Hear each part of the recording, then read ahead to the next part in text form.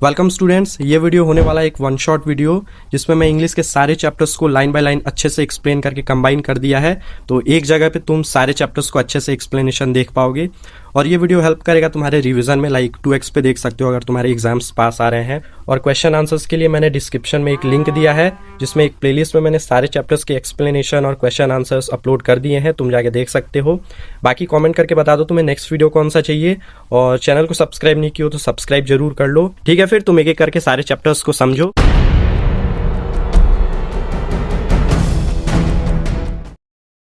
एक बार एक राजा के मन में यह विचार आया कि यदि वह हमेशा यह जान ले कि हर काम को शुरू करने का सही समय क्या है, यदि वह यह जान ले कि किन लोगों की बात सुननी चाहिए और किन की बात नहीं सुननी चाहिए, और सबसे बढ़कर यदि वह हमेशा यह जान ले कि सबसे महत्वपूर्ण काम क्या है, तो वह जो भी काम हाथ में लेगा उसमें कभी असफल नहीं होगा।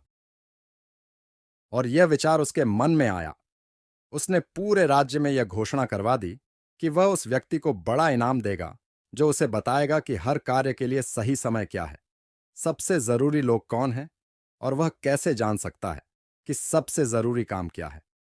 और विद्वान लोग राजा के पास आए, लेकिन सभी ने उसके सवालों का अलग अलग जवाब दिया। पहले सवाल के जवाब में कुछ लोगों ने कहा कि हर कार्य के लिए सही समय जानने के लिए व्यक्ति को पहले से ही दिनों, महीनों और वर्षों की एक तालिका बना लेनी चाहिए और उसके अनुसार ही जीवन जीना चाहिए। उन्होंने कहा, केवल इस तरह से ही हर काम अपने सही समय पर किया जा सकता है। दूसरों ने घोषणा की कि हर कार्य के लिए सही समय पहले से तय करना असंभव है, लेकिन खुद को बेकार के कामों में न उलझने देते हुए व्यक्ति को हमेशा जो कुछ हो रहा है उस पर ध्यान देना चाहिए और फिर वही करना चाहिए जो सबसे जरूरी हो। दूसरों ने फिर कहा कि राजा चाहे जो कुछ भी हो रहा हो उस पर कितना भी ध्यान क्यों न दे, एक व्यक्ति के लिए हर कार्य के लिए सही समय तय करना असंभव है, बल्कि उसके पास बुद्धिमान लोगों की एक परिषद होनी चाहिए जो हर काम के लिए उचित समय तय करने में मदद करे। लेकिन फिर दूसरों ने कहा कि कुछ ऐसी बातें हैं जिन्हें परिषद के समक्ष रखे जाने की प्रतीक्षा नहीं की जा सकती, लेकिन जिनके बारे में किसी को तुरंत निर्णय लेना चाहिए कि उन्हें करना है या नहीं। लेकिन यह तय करने के लिए किसी को पहले से पता होना चाहिए कि क्या होने वाला है। यह केवल जादूगर ही जानते हैं, और इसलिए प्रत्येक कार्य के लिए सही समय जानने के लिए किसी को जादूगरों से परामर्श करना चाहिए। दूसरे प्रश्न के उत्तर भी उतने ही भिन्न थे। कुछ लोगों ने कहा, राजा को जिन लोगों की सबसे अधिक आवश्यकता थी वे उसके पार्षद थे। अन्य लोगों ने पुजारी, अन्य लोगों ने डॉक्टरों की, जबकि कुछ ने कहा कि योद्धा सबसे अधिक आवश्यक थे। तीसरे प्रश्न के लिए कि सबसे महत्वपूर्ण व्यवसाय क्या है, कुछ ने उत्तर दिया कि दुनिया में सबसे महत्वपूर्ण चीज विज्ञान है। दूसरों ने कहा कि यह युद्ध में कौशल है, और अन्य ने फिर से कहा कि यह धार्मिक पूजा है। सभी उत्तर अलग अलग होने के कारण राजा उनमें से किसी से सहमत नहीं हुआ और किसी को भी पुरस्कार नहीं दिया।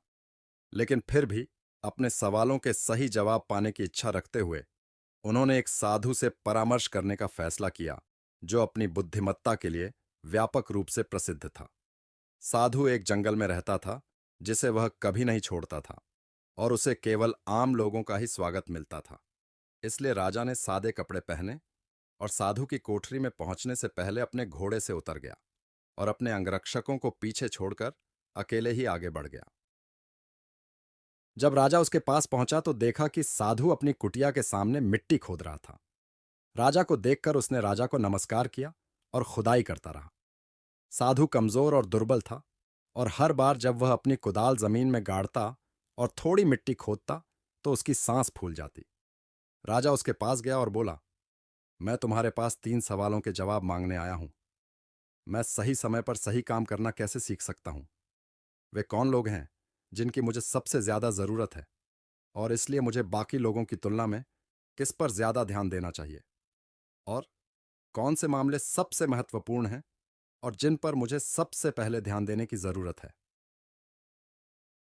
साधु ने राजा की बात सुनी, लेकिन कुछ जवाब नहीं दिया। उसने बस अपने हाथ पर थूका और फिर से खुदाई शुरू कर दी। राजा ने कहा, आप थक गए हैं, मुझे कुदाल लेने दीजिए और थोड़ी देर आपके लिए काम करने दीजिए। धन्यवाद, साधु ने कहा और राजा को कुदाल देकर जमीन पर बैठ गया। जब उसने 2 क्यारियां खोद लीं तो राजा रुक गया और अपने प्रश्न दोहराए। साधु ने फिर कोई उत्तर नहीं दिया, बल्कि उठ खड़ा हुआ, कुदाल के लिए अपना हाथ बढ़ाया और कहा, अब थोड़ी देर आराम करें और मुझे थोड़ा काम करने दीजिए। लेकिन राजा ने उसे कुदाल नहीं दी और खुदाई जारी रखी। 1 घंटा बीत गया और दूसरा। सूरज पेड़ों के पीछे डूबने लगा और राजा ने आखिरकार कुदाल जमीन में गाड़ दी और कहा, मैं अपने प्रश्नों का उत्तर जानने के लिए आपके पास आया हूं, बुद्धिमान व्यक्ति। यदि आप मुझे कोई उत्तर नहीं दे सकते तो मुझे बताइए और मैं घर लौट जाऊंगा। साधु ने कहा, यहां कोई दौड़ता हुआ आ रहा है। चलो देखते हैं, वह कौन है। राजा ने पलटकर देखा कि एक दाढ़ी वाला आदमी जंगल से भागता हुआ बाहर आ रहा है। उस आदमी ने अपने हाथ पेट पर दबाए हुए थे और उनके नीचे से खून बह रहा था। जब वह राजा के पास पहुंचा तो वह बेहोश होकर जमीन पर गिर पड़ा और कमजोरी से कराहने लगा। राजा और सन्यासी ने उस आदमी के कपड़े खोले। उसके पेट पर एक बड़ा घाव था। राजा ने उसे यथासंभव धोया और अपने रूमाल और सन्यासी के पास मौजूद तौलिए से पट्टी बांधी। लेकिन खून बहना बंद नहीं हुआ और राजा ने बार बार गर्म खून से भीगी पट्टी हटाई और घाव को धोकर फिर से पट्टी बांधी। जब आखिरकार खून बहना बंद हो गया तो उस आदमी में होश आया और उसने पीने के लिए कुछ मांगा। राजा ने ताजा पानी मंगवाया और उसे दिया। इस बीच सूरज ढल चुका था और मौसम ठंडा हो गया था। इसलिए राजा ने सन्यासी की मदद से घायल आदमी को झोपड़ी में ले जाकर बिस्तर पर लिटा दिया। बिस्तर पर लेटे हुए उस आदमी ने आंखें बंद कर लीं और शांत हो गया। लेकिन राजा अपने चलने और किए गए काम से इतना थक गया था कि वह दहलीज पर झुक गया और सो गया, इतनी गहरी नींद में कि वह छोटी गर्मी की रात भर सोता रहा। जब वह सुबह उठा तो उसे यह याद करने में बहुत समय लग गया कि वह कहां था, या वह अजीब दाढ़ी वाला आदमी कौन था जो बिस्तर पर लेटा हुआ चमकती आंखों से उसे गौर से देख रहा था। मुझे माफ कर दो, दाढ़ी वाले आदमी ने कमजोर आवाज में कहा, जब उसने देखा कि राजा जाग रहा था और उसे देख रहा था। राजा ने कहा, मैं तुम्हें नहीं जानता और मेरे पास तुम्हें माफ करने के लिए कुछ भी नहीं है। तुम मुझे नहीं जानते, लेकिन मैं तुम्हें जानता हूं। मैं तुम्हारा वह दुश्मन हूं जिसने तुमसे बदला लेने की कसम खाई थी, क्योंकि तुमने उसके भाई को मार डाला था और उसकी संपत्ति जब्त कर ली थी। मुझे पता था कि तुम अकेले साधु से मिलने गए थे और मैंने वापस आते समय तुम्हें मार डालने का निश्चय कर लिया था। लेकिन दिन बीत गया और तुम वापस नहीं लौटे। इसलिए मैं तुम्हें खोजने के लिए अपने घात से बाहर आया और मैं तुम्हारे अंगरक्षकों से टकराया और उन्होंने मुझे पहचान लिया और मुझे घायल कर दिया। मैं उनसे बच निकला, लेकिन अगर तुमने मेरे घावों पर पट्टी नहीं बांधी होती तो मैं खून से लथपथ होकर मर जाता। मैं तुम्हें मारना चाहता था और तुमने मेरी जान बचाई है। अब अगर मैं जीवित रहा और अगर तुम चाहो तो मैं तुम्हारा सबसे वफादार गुलाम बनकर तुम्हारी सेवा करूंगा और अपने बेटों से भी यही करने को कहूंगा। मुझे माफ कर दो। राजा अपने दुश्मन के साथ इतनी आसानी से शांति स्थापित करने और उसे अपना दोस्त बनाने से बहुत खुश था, और उसने न केवल उसे माफ कर दिया बल्कि कहा कि वह अपने नौकरों और अपने चिकित्सक को उसकी देखभाल के लिए भेजेगा और उसकी संपत्ति लौटाने का वादा किया। घायल आदमी से विदा लेकर राजा बरामदे में गया और साधु को ढूंढने लगा। जाने से पहले वह एक बार फिर अपने द्वारा पूछे गए प्रश्न का उत्तर मांगना चाहता था। साधु बाहर घुटनों के बल बैठा हुआ था और एक दिन पहले खोदी गई क्यारियों में बीज बो रहा था। राजा उसके पास गया और बोला, आखिरी बार मैं तुमसे प्रार्थना करता हूं कि तुम मेरे प्रश्नों का उत्तर दो, बुद्धिमान व्यक्ति। तुम्हें पहले ही उत्तर मिल चुका है।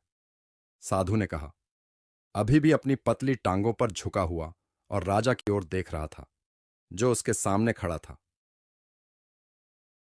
कैसे उत्तर दिया? तुम्हारा क्या मतलब है? राजा ने पूछा। क्या तुम नहीं देखते? साधु ने उत्तर दिया।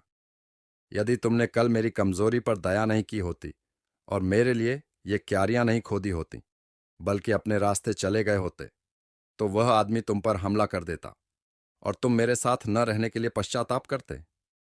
इसलिए सबसे महत्वपूर्ण समय वह था जब तुम क्यारियां खोद रहे थे, और मैं सबसे महत्वपूर्ण व्यक्ति था, और मेरा भला करना तुम्हारा सबसे महत्वपूर्ण काम था। बाद में जब वह आदमी हमारे पास भागा तो सबसे महत्वपूर्ण समय वह था जब तुम उसकी सेवा कर रहे थे, इसलिए वह सबसे महत्वपूर्ण काम था।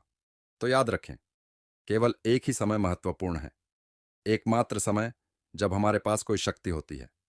सबसे जरूरी आदमी वह है जिसके साथ आप हैं, क्योंकि कोई भी आदमी नहीं जानता कि उसे कभी किसी और के साथ काम करना होगा या नहीं। और सबसे महत्वपूर्ण काम है उसका भला करना, क्योंकि सिर्फ इसी उद्देश्य से मनुष्य को इस जीवन में भेजा गया है।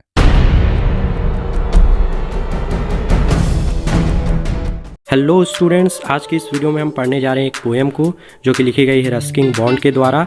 इस पोएम का नाम है ग्रैनीज ट्री क्लाइंबिंग, यानी दादी का पेड़ पर चढ़ना। चैनल को सब्सक्राइब कर लो ताकि आगे आने वाले वीडियोस तुमसे मिस ना हो, और कमेंट करके बताओ कि तुम्हें नेक्स्ट वीडियो कौन सा चाहिए। चलो फिर फटाफट से इस पोएम को अच्छे से समझते हैं। मेरी दादी एक जीनियस थी। क्या आप जानना चाहते हैं क्यों? क्योंकि वह पेड़ों पर चढ़ सकती थी, चाहे वे फैले हुए हों या ऊंचे हों। वह पलक झपकते ही उनकी टहनियों पर पहुंच जाती थी। और ध्यान रहे, जब वो आखिरी बार पेड़ पर चढ़ी तो वह 62 वर्ष की थी, यानी 62 ईयर्स। बचपन से उन्हें यह हुनर मिला था कि उन्हें लिफ्ट के बजाय पेड़ पर रहने में ज़्यादा खुशी मिलती थी। और हालांकि जैसे जैसे साल बीतते गए, उनसे कहा जाता था कि बूढ़े होने पर पेड़ पर चढ़ना बंद कर देना चाहिए और बुढ़ापा शालीनता के साथ बितानी चाहिए। वह हंसकर कहती थी, कोई बात नहीं, मैं बिना तमीज के ही बूढ़ी हो जाऊंगी, मैं इसे बेहतर कर सकती हूँ। और हमें सहमत होना पड़ता था, क्योंकि पूरे बगीचे में ऐसा कोई पेड़ नहीं था जिस पर वह कभी न कभी चढ़ी हो। पेड़ पर चढ़ना उन्होंने अपने प्यारे भाई से सीखा था जब वह 6 साल की थी। लेकिन सबको यह डर सताता था कि एक दिन वह बहुत बुरी तरह गिर जाएंगी। नतीजा कुछ अलग ही निकला। जब हम शहर में थे, वह एक पेड़ पर चढ़ गई और नीचे नहीं उतर पाई। हम उन्हें बचाने पहुंचे और फिर डॉक्टर ने दादी का टेम्परेचर चेक किया और कहा, मैं पूरी तरह सलाह देता हूँ कि इन्हें 1 हफ्ता बिस्तर पर शांति से आराम करना चाहिए। हमने रात की सांस ली और उन्हें बिस्तर पर अच्छे से लिटा दिया। बेचारी दादी, उनके लिए यह नर्क में बिताए एक छोटे मौसम जैसा था। अपने बेडरूम में कैद रहना, जबकि बाहर की हर ठंडी हवा गर्मियों और नाचते हुए पत्तों के बारे में फुसफुसाती थी। लेकिन जब तक वह खुद को मजबूत महसूस नहीं करने लगी, तब तक उन्होंने शांति बनाए रखी। फिर वह उठकर बैठी और कहा, अब मैं यहाँ और नहीं लेटूंगी। और उन्होंने मेरे पिता को बुलाया और बिना डरे उनसे कहा कि अब उन्हें पेड़ की चोटी पर एक घर चाहिए। मेरे पिताजी अपना कर्तव्य जानते थे। उन्होंने कहा, ठीक है, आपको वही मिलेगा जो आप चाहती हैं प्रिय, मैं आज रात से ही काम शुरू कर दूंगा। मेरी विशेषज्ञ सहायता से उन्होंने जल्दी यह काम पूरा कर लिया। उनके लिए खिड़की और दरवाजे वाला एक ट्री हाउस बना दिया। तो दादी वहाँ रहने लग गईं और अब हर दिन मैं गिलास और ट्रे लेकर उनके कमरे में ऊपर जाता हूँ। वह वहाँ बड़े ठाट बाट से बैठती हैं और मेरे साथ जूस, जिसे सैरी कहा गया है, वो पीती हैं। इस तरह वह पेड़ पर रहने के अपने हक का आनंद लेती हैं। तो ये कविता यहाँ ख़त्म होता है। आई होप तुम इसे अच्छे से समझे होगे। चैनल को सब्सक्राइब कर लो ताकि आगे आने वाले वीडियोस तुमसे मिस ना हो। सारे चैप्टर्स को मैंने अच्छे से एक्सप्लेन करके प्लेलिस्ट में ऐड कर दिया है, तुम जाके देख सकते हो। Now read this story by Isaac Asimov about the school experience of 2 children living in 2155. मार्गी ने उस रात इसके बारे में अपनी डायरी में भी लिखा था। 17 मई 2155 शीर्षक वाले पृष्ठ पर उसने लिखा, आज टॉमी को एक असली किताब मिली। यह बहुत पुरानी किताब थी। मार्गी के दादाजी ने एक बार कहा था कि जब वह छोटा लड़का था तो उसके दादाजी ने उसे बताया था कि एक समय था जब सभी कहानियां कागज पर छपती थीं। उन्होंने पन्ने पलटे जो पीले और झुर्रीदार थे, और उन शब्दों को पढ़ना बहुत अजीब था जो स्क्रीन पर, जैसा कि आप जानते हैं, चलने की बजाय स्थिर खड़े थे। और फिर जब उन्होंने पहले पृष्ठ को पलटा तो उस पर वही शब्द थे जो उस पर थे जब उन्होंने इसे पहली बार पढ़ा था। जी, टॉमी ने कहा, क्या बर्बादी है। मुझे लगता है जब आप किताब पूरी कर लेते हैं तो आप उसे फेंक देते हैं। हमारी टेलीविजन स्क्रीन पर लाखों पुस्तकें रही होंगी और यह और भी बहुत कुछ के लिए अच्छा है। मैं इसे फेंकूंगा नहीं। मेरे साथ भी ऐसा ही है, मार्गी ने कहा। वह 11 साल की थी और उसने टॉमी जितनी टेली बुक्स नहीं देखी थीं। वह 13 वर्ष का था। उसने कहा, तुम्हें यह कहाँ मिला? मेरे घर में। उसने बिना देखे इशारा किया क्योंकि वह पढ़ने में व्यस्त था। अटारी में। यह किस विषय में है? विद्यालय। मार्गी तिरस्कारपूर्ण थी। विद्यालय, स्कूल के बारे में लिखने को क्या है? मुझे स्कूल से नफरत है। मैकेनिकल शिक्षक भूगोल में उसकी परीक्षा पर परीक्षा दे रहा था और वह तब तक बदतर होती जा रही थी जब तक कि उसकी मां ने दुख से अपना सिर नहीं हिलाया और काउंटी इंस्पेक्टर को बुलाया। वह लाल चेहरे वाला एक गोल छोटा आदमी था और डायल और तारों के साथ उपकरणों का एक पूरा बॉक्स था। वह उसकी ओर देखकर मुस्कुराया और उसे एक सेब दिया, फिर शिक्षक को अलग ले गया। मार्गी को उम्मीद थी कि उसे नहीं पता होगा कि इसे दोबारा कैसे जोड़ा जाए, लेकिन वह जानता था कि इसे कैसे ठीक करना है। और लगभग 1 घंटे के बाद यह फिर से वहां था, एक बड़ी स्क्रीन के साथ, बड़ी, काली और बदसूरत, जिस पर सभी पाठ दिखाए गए थे और प्रश्न पूछे गए थे। वह इतना बुरा नहीं था। जिस हिस्से से उसे सबसे ज्यादा नफरत थी वह स्लॉट था जहां उसे होमवर्क और टेस्ट पेपर डालने होते थे। उसे हमेशा उन्हें एक पंच कोड में लिखना पड़ता था। जब वह 6 साल की थी तब उसने उसे सिखाया था और मैकेनिकल शिक्षक ने कुछ ही समय में अंकों की गणना कर ली। बात खत्म होने पर इंस्पेक्टर मुस्कुराया था और उसके सिर पर हाथ फेरा था। उन्होंने उसकी मां से कहा, यह छोटी लड़की की गलती नहीं है श्रीमती जोन्स। मुझे लगता है कि भूगोल क्षेत्र को कुछ ज्यादा ही तेजी से तैयार किया गया था। वो चीजें कभी कभी होती हैं। मैंने इसे औसतन 10 साल के स्तर तक धीमा कर दिया है। दरअसल उसकी प्रगति का समग्र पैटर्न काफी संतोषजनक है। और उसने मार्गी के सिर को फिर से थपथपाया। मार्गी निराश थी। वह उम्मीद कर रही थी कि वे शिक्षक को पूरी तरह से ले जाएंगे। वे एक बार टॉमी के शिक्षक को लगभग 1 महीने के लिए अपने साथ ले गए थे, क्योंकि उसका इतिहास क्षेत्र पूरी तरह से खाली हो गया था। तो उसने टॉमी से कहा, कोई स्कूल के बारे में क्यों लिखेगा? टॉमी ने बड़ी श्रेष्ठ दृष्टि से उसकी ओर देखा। क्योंकि यह हमारी तरह का स्कूल नहीं है मूर्ख। यह पुराने तरह का स्कूल है जो सैकड़ों सैकड़ों साल पहले उनके पास था। उन्होंने शब्दों का सावधानी से उच्चारण करते हुए ऊंचे स्वर में कहा, सदियों पहले। मार्गी को चोट लगी थी। ठीक है, मुझे नहीं पता कि इतने समय पहले उनका स्कूल किस तरह का था। वह कुछ देर तक उसके कंधे पर किताब रखकर पढ़ती रही, फिर बोली, वैसे भी उनके पास एक शिक्षक था। निश्चित रूप से उनके पास एक शिक्षक था, लेकिन वह नियमित शिक्षक नहीं था। यह एक आदमी था। एक आदमी? एक आदमी शिक्षक कैसे हो सकता है? ठीक है, उसने लड़कों और लड़कियों को सिर्फ बातें बताईं और उन्हें होमवर्क दिया और उनसे सवाल पूछे। आदमी इतना होशियार नहीं है। निश्चित ही वह है। मेरे पिता भी उतना ही जानते हैं जितना मेरे शिक्षक। वह नहीं कर सकता। एक आदमी उतना नहीं जान सकता जितना एक शिक्षक। मुझे यकीन है वह भी लगभग उतना ही जानता है। मार्गी उस पर विवाद करने के लिए तैयार नहीं थी। उन्होंने कहा, मैं नहीं चाहूंगी कि मेरे घर में कोई अजनबी आदमी मुझे पढ़ाए। टॉमी हंसते हुए चिल्लाया, तुम ज्यादा कुछ नहीं जानती मार्गी। शिक्षक घर में नहीं रहते थे। उनके पास एक विशेष इमारत थी और सभी बच्चे वहां जाते थे। और सभी बच्चों ने एक ही चीज सीखी। जरूर, अगर वे एक ही उम्र के होते। लेकिन मेरी मां कहती हैं कि एक शिक्षक को इस तरह से समायोजित करना होगा कि वह पढ़ाए जाने वाले प्रत्येक लड़के और लड़की के दिमाग में फिट बैठ सके और प्रत्येक बच्चे को अलग तरह से पढ़ाया जाना चाहिए। बिल्कुल वैसे ही उन्होंने तब ऐसा नहीं किया था।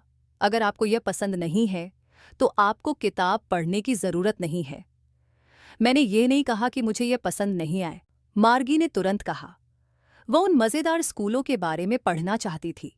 वे अभी आधे भी तैयार नहीं हुए थे कि मार्गी की मां ने पुकारा, मार्गी, विद्यालय। मार्गी ने ऊपर देखा। अभी नहीं मां, अब, श्रीमती जोन्स ने कहा, और शायद यह टॉमी का भी समय है। मार्गी ने टॉमी से कहा, क्या मैं स्कूल के बाद तुम्हारे साथ कुछ और किताब पढ़ सकती हूं? हो सकता है, उसने लापरवाही से कहा। वह सीटी बजाता हुआ चला गया। धूल भरी पुरानी किताब उसकी बांह के नीचे दबी हुई थी। मार्गी स्कूल के कमरे में चली गई। यह उसके शयन कक्ष के ठीक बगल में था और यांत्रिक शिक्षक वहां बैठा था और उसका इंतजार कर रहा था। शनिवार और रविवार को छोड़कर हर दिन यह हमेशा एक ही समय पर होता था, क्योंकि उसकी मां ने कहा था कि छोटी लड़कियां अगर नियमित समय पर सीखें तो बेहतर सीखती हैं। स्क्रीन जगमगा उठी और उस पर लिखा था, आज का अंक गणित का पाठ उचित भिन्नों के योग पर है, कृपया कल का होमवर्क उचित स्थान पर डालें। मार्गी ने आह भरते हुए ऐसा किया। वह उन पुराने स्कूलों के बारे में सोच रही थी जो तब थे जब उसके दादाजी छोटे लड़के थे। पूरे मोहल्ले से सभी बच्चे हंसते और चिल्लाते हुए स्कूल के प्रांगण में आते थे, स्कूल के कमरे में एक साथ बैठते थे, दिन के अंत में एक साथ घर जाते थे। उन्होंने समान चीजें सीखीं ताकि वे होमवर्क में एक दूसरे की मदद कर सकें और इसके बारे में बात कर सकें। और शिक्षक लोग थे, मैकेनिकल शिक्षक स्क्रीन पर चमक रहा था। When we add fractions half and 1/4। मार्गी सोच रही थी कि पुराने दिनों में बच्चे इसे कितना पसंद करते होंगे। वह उनके द्वारा की गई मौज मस्ती के बारे में सोच रही थी।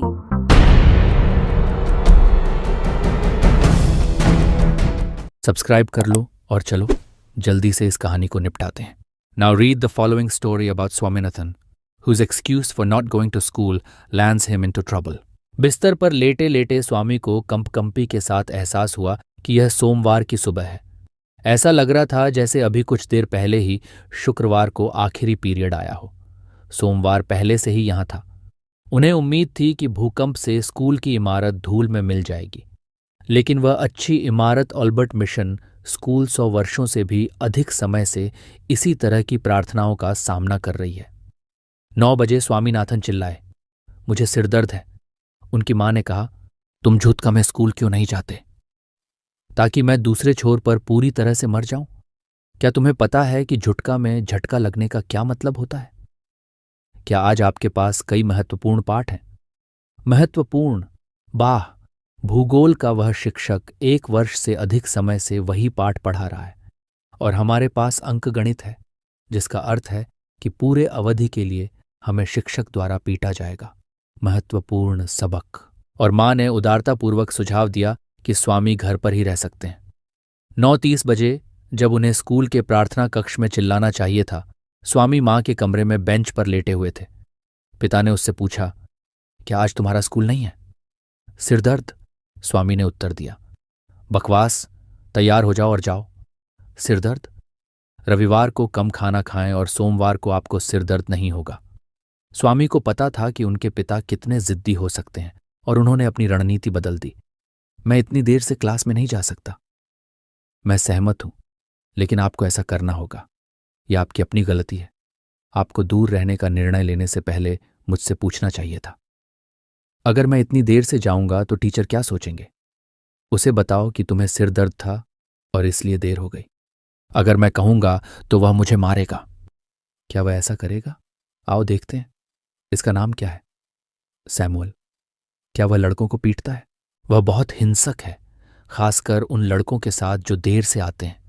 कुछ दिन पहले एक लड़के को क्लास के एक कोने में पूरे समय तक घुटनों के बल बैठाया गया, क्योंकि वह देर से आया था, और वह भी बेंत से 6 कट लगने और उसके कान मरोड़ने के बाद। मैं सैमुअल की कक्षा में देर से जाना पसंद नहीं करूंगा। अगर वह इतना हिंसक है तो अपने प्रधानाध्यापक को इसके बारे में क्यों नहीं बताते? उनका कहना है कि हेडमास्टर भी उनसे डरते हैं। वह बहुत हिंसक आदमी है। और फिर स्वामी ने सैमुअल की हिंसा का हास्यास्पद विवरण दिया। कैसे जब उसने बेंत मारना शुरू किया तो वह तब तक नहीं रुका जब तक कि उसने लड़के के हाथ पर खून नहीं देख लिया, जिसे उसने लड़के से अपने माथे पर सिंदूर के निशान की तरह दबा दिया। स्वामी को आशा थी कि इससे उनके पिता को यह एहसास हो जाएगा कि वह अपनी कक्षा में देर से नहीं जा सकेंगे। लेकिन पिता के व्यवहार में अप्रत्याशित मोड़ आ गया। वह उत्साहित हो गया। हमारे बच्चों को पीटने से इन सुअरों का क्या मतलब है? उन्हें सेवा से बाहर कर देना चाहिए। मैं देख लूंगा। परिणाम यह हुआ कि उन्होंने एक प्रकार की चुनौती के रूप में स्वामी को अपनी कक्षा में देर से भेजने का प्रस्ताव रखा।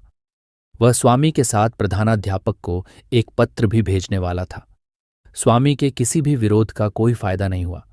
स्वामी को स्कूल जाना था। जब तक वह तैयार हुए, पिताजी ने प्रधानाध्यापक के नाम एक लंबा पत्र लिखकर एक लिफाफे में डालकर सील कर दिया। क्या लिखा है पापा आपने? स्वामीनाथन ने आशंकित होकर पूछा। तुम्हारे लिए कुछ भी नहीं। इसे अपने प्रधानाध्यापक को दे दो और अपनी कक्षा में जाओ। क्या आपने हमारे शिक्षक सैमुअल के बारे में कुछ लिखा है? उसके बारे में बहुत सारी बातें। जब आपका हेडमास्टर इसे पढ़ेगा तो वह संभवतः सैमुअल को स्कूल से निकाल देगा और उसे पुलिस को सौंप देगा। उसने क्या किया है पिताजी? खैर, पत्र में उसने जो कुछ किया है उसका पूरा हिसाब है। इसे अपने प्रधानाध्यापक को दे दो और अपनी कक्षा में जाओ। तुम्हें शाम को उनसे एक पावती अवश्य लानी होगी। स्वामी यह महसूस करते हुए स्कूल गए कि वह पृथ्वी पर सबसे खराब झूठ बोलने वाले व्यक्ति हैं। उसकी अंतरात्मा उसे परेशान कर रही थी। उसे बिल्कुल भी यकीन नहीं था कि क्या वह सैमुअल के बारे में अपने वर्णन में सटीक था। वह यह तय नहीं कर पा रहा था कि उसने जो कुछ कहा था उसमें से कितना काल्पनिक था और कितना वास्तविक था। वह शमूएल के बारे में अपना मन बनाने के लिए सड़क के किनारे एक पल के लिए रुका। वह इतना बुरा आदमी नहीं था। व्यक्तिगत रूप से वह बाकियों की तुलना में कहीं अधिक मिलनसार था। अक्सर वह स्वामी की निष्क्रियता पर केंद्रित 1 या 2 चुटकुले सुनाता था और स्वामी ने इसे सैमुअल के उनके प्रति व्यक्तिगत सम्मान के प्रतीक के रूप में लिया। लेकिन इसमें कोई संदेह नहीं था कि वह लोगों के साथ बुरा व्यवहार करता था। उसकी बेंत से लोगों के हाथों की चमड़ी उधड़ जाती थी। स्वामी ने इसका एक उदाहरण जानने के लिए अपने मन की बात सोची। उनकी जानकारी में ऐसा कोई नहीं था। वर्षों वर्ष पहले वह प्रतिष्ठित था। फर्स्ट स्टैंडर्ड के एक लड़के की चमड़ी उधेड़ दी और उसके चेहरे पर खून लगाने को कहा। असल में इसे किसी ने नहीं देखा था, लेकिन साल दर साल ये कहानी लड़कों के बीच बनी रही। स्वामी का सिर सैमुअल के चरित्र के संबंध में भ्रम से चक्कर खा रहा था। वह अच्छा था या बुरा? वह पत्र में आरोपों के लायक था या नहीं? स्वामी को एक आवेग महसूस हुआ। भागकर घर गया और अपने पिता से पत्र वापस लेने की प्रार्थना की। लेकिन पिताजी जिद्दी आदमी थे। जैसे ही वह पीली इमारत के पास पहुंचा, उसे एहसास हुआ कि वह खुद को धोखा दे रहा था और अपने शिक्षक को बर्बाद कर रहा था। संभवतः हेडमास्टर सैमुअल को बर्खास्त कर देंगे और फिर पुलिस उसे जंजीरों से जकड़कर जेल में डाल देगी। इस सारे अपमान और पीड़ा के लिए कौन जिम्मेदार होगा? स्वामी कांप उठे। वह जितना अधिक शमूएल के बारे में सोचता था, उतना ही अधिक वह उसके लिए दुखी होता था। उसका काला चेहरा, उसकी छोटी लाल धारीदार आंखें, उसकी मूंछों की पतली रेखा, उसके बिना कटे गाल और ठुड्डी, उसका पीला कोट, हर चीज ने स्वामी को दुख से भर दिया।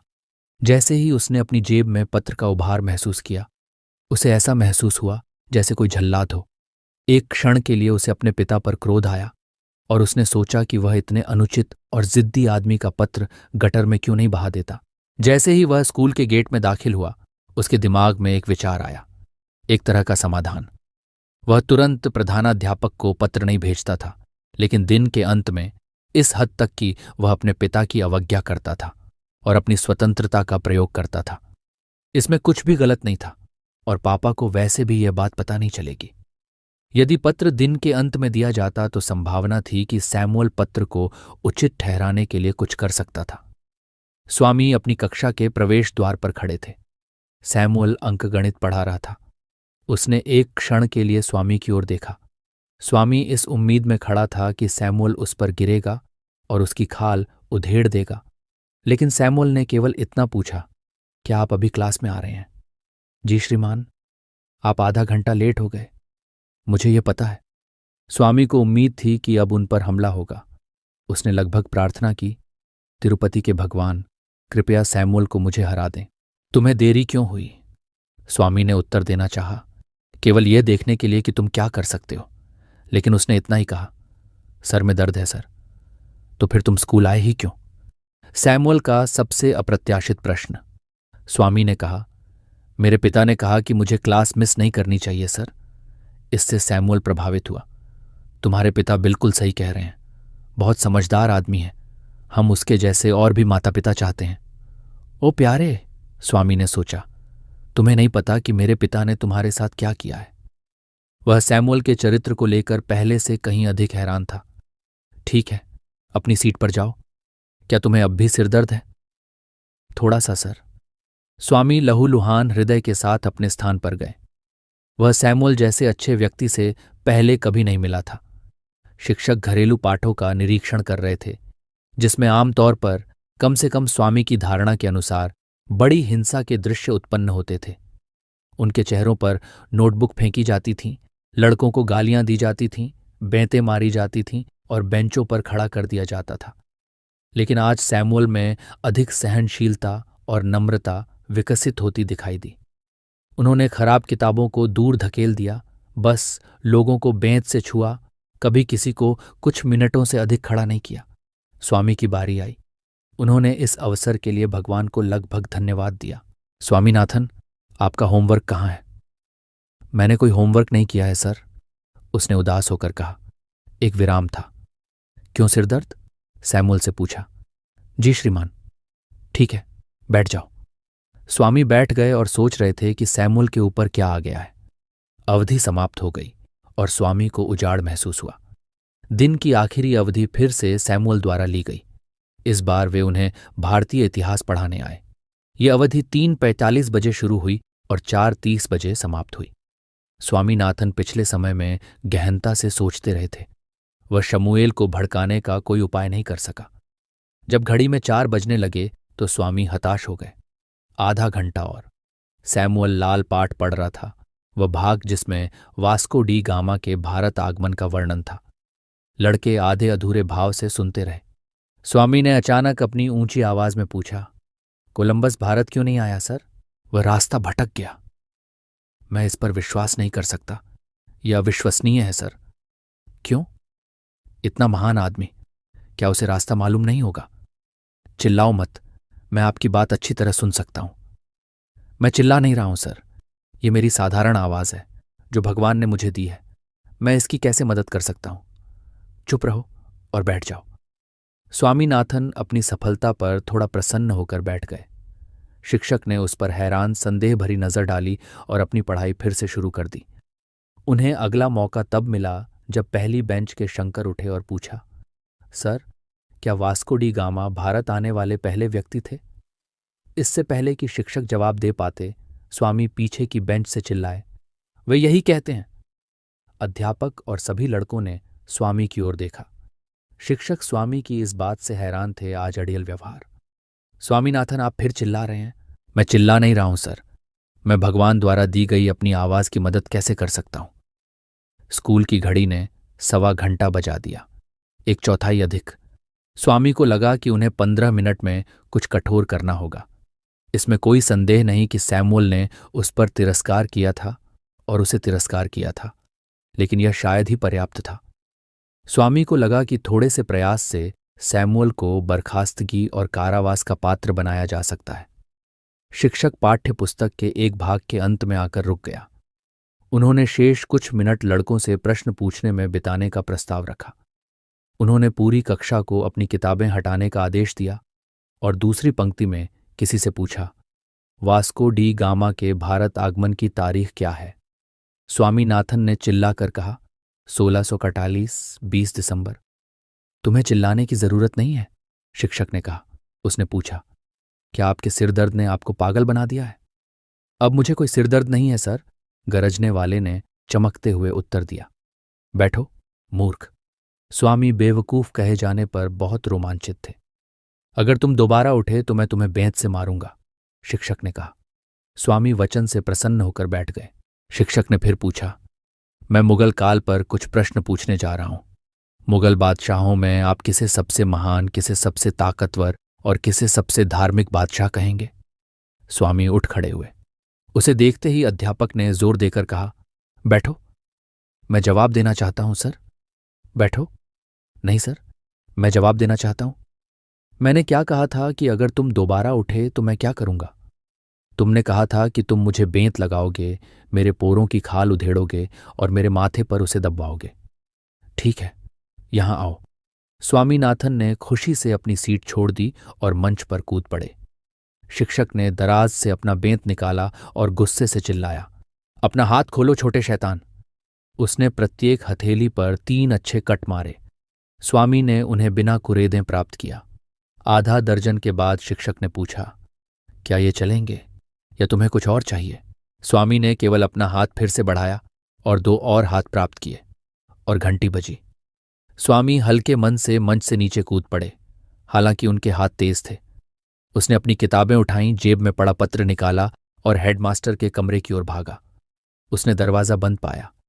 उसने चपरासी से पूछा, हेडमास्टर साहब कहाँ हैं? तुम उसे क्यों चाहते हो? मेरे पिता ने उसके लिए एक पत्र भेजा है। उसने दोपहर को छुट्टी ले ली है और 1 सप्ताह तक वापस नहीं आएगा। आप सहायक प्रधानाध्यापक को पत्र दे सकते हैं, वह अब यहीं रहेगा। स्कूल का संचालक कौन है ये? तुम्हारे शिक्षक सैमुअल। वह एक क्षण में यहां होंगे। स्वामीनाथन वहां से भाग गया। जैसे ही स्वामी पत्र लेकर घर गए, पिता ने टिप्पणी की, मुझे पता था कि तुम इसे नहीं भेजोगे कायर। स्वामीनाथन ने कहना शुरू किया, मैं कसम खाता हूं कि हमारे हेडमास्टर छुट्टी पर हैं। पिता ने जवाब दिया, कायर होने के साथ साथ झूठ मत बोलो। स्वामी ने लिफाफा उठाया और कहा, जैसे ही हेडमास्टर वापस आएंगे मैं इसे उन्हें दे दूंगा। पिता ने लिफाफा उनके हाथ से छीन लिया, फाड़ दिया और अपनी मेज के नीचे रद्दी की टोकरी में डाल दिया। वह बुदबुदाया, मदद के लिए मेरे पास मत आना, भले ही सैमुअल तुम्हारा गला घोंट दे, आप अपने सैमुअल के लायक हैं।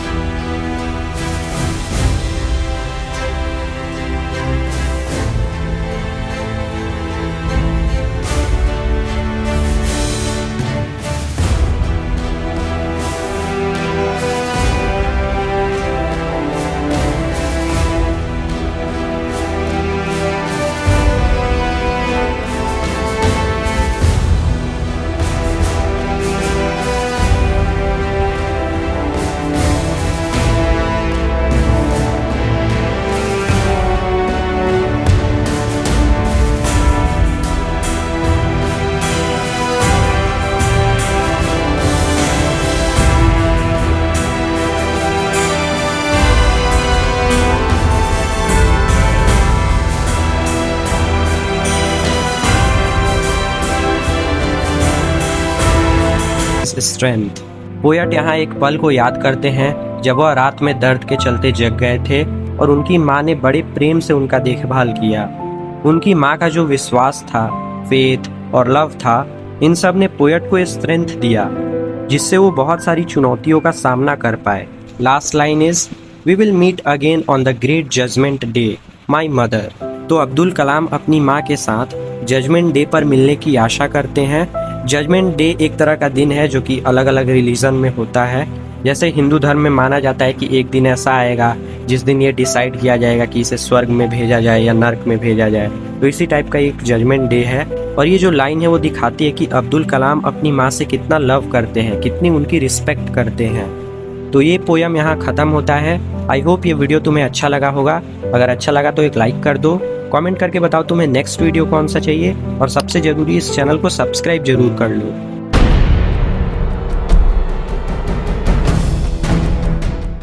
आज हम पढ़ने जा रहे हैं एक कहानी को जिसका नाम है द लंचन, जो कि लिखी गई है समरसेट मॉगम के द्वारा। कहानी की शुरुआत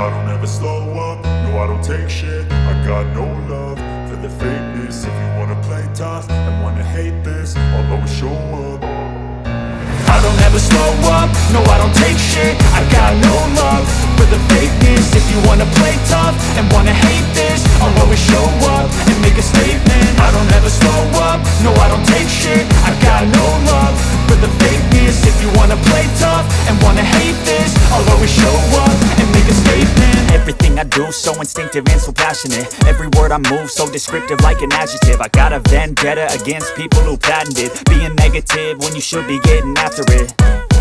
I got facts over tracks, this and that. Spitting slow, spitting fast. I could roast, I could gas. Think I'm okay at last, but I don't know if that can erase all the past. And the pettiness, a reflection of the emptiness. Hilarious, you think you're worth my time, you're delirious. Mysterious, because you hide behind a fake exterior. Inferior, you know I'll always be a bit superior. Get off of me, this ain't no humble brag. I want you to hear words, you can say them back. I want you to feel free from the chains at last, and to believe in what you got, it was built to last, yeah.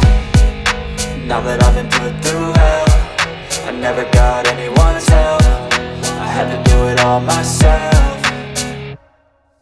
I don't ever slow up, no I don't take shit. I got no love for the fakeness. If you wanna play tough and wanna hate this, I'll always show up and make a statement. I don't ever slow up, no I don't take shit. I got no love for the fakeness. If you wanna play tough and wanna hate this, I'll always show up and make a statement. Gonna learn the consequence of being incompetent. Mental health is confidence, dreams and some honestness. I'm not here to save the day, that's for you to take away. I could play a million mind games, but instead I say something not illogical, something that is topical. Rub it on and watch it go, make yourself unstoppable. Dreams are irresponsible, but they're always possible. If you just believe, you could be so remarkable. Thoughts in my head, a collage and they spread. I'll be great one day, going off of my meds. No, I'm not giving up, no, I'm not giving in. I will make it to the top, taking off in the wind. I gotta make it, I'm saving every day to taste it. I'm patient, but my mind, it can hardly take it. I'm chasing a dream that I've had for several ages. A vacant, modern kingdom for the taking.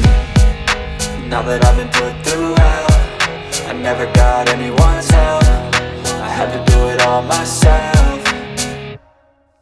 I don't ever slow up, no I don't take shit. I got no love for the fakeness. If you wanna play tough and wanna hate this, I'll always show up and make a statement. I don't ever slow up, no I don't take shit. I got no love for the fakeness. If you wanna play tough and wanna hate this, I'll always show up and make a statement. I don't ever slow up, no I don't take shit. I got no love for the fakeness. If you wanna play tough and wanna hate this, I'll always show up.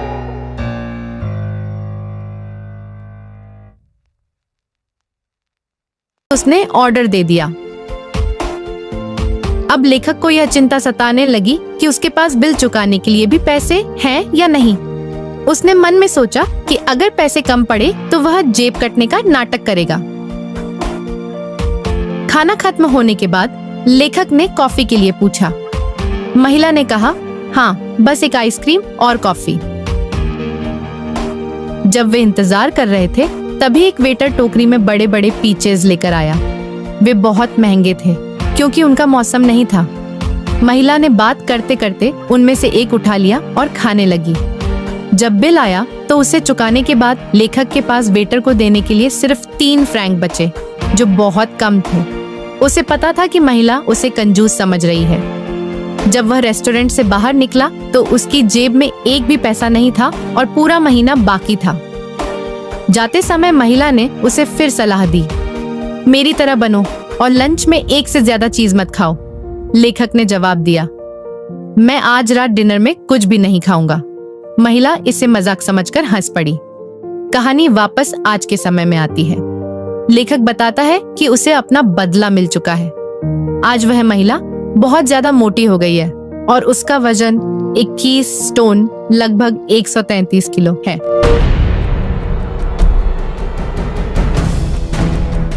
Chapter 7, जिसका नाम I don't ever slow up, no I don't take shit. I got no love for the fakeness. If you wanna play tough and wanna hate this, I'll always show up.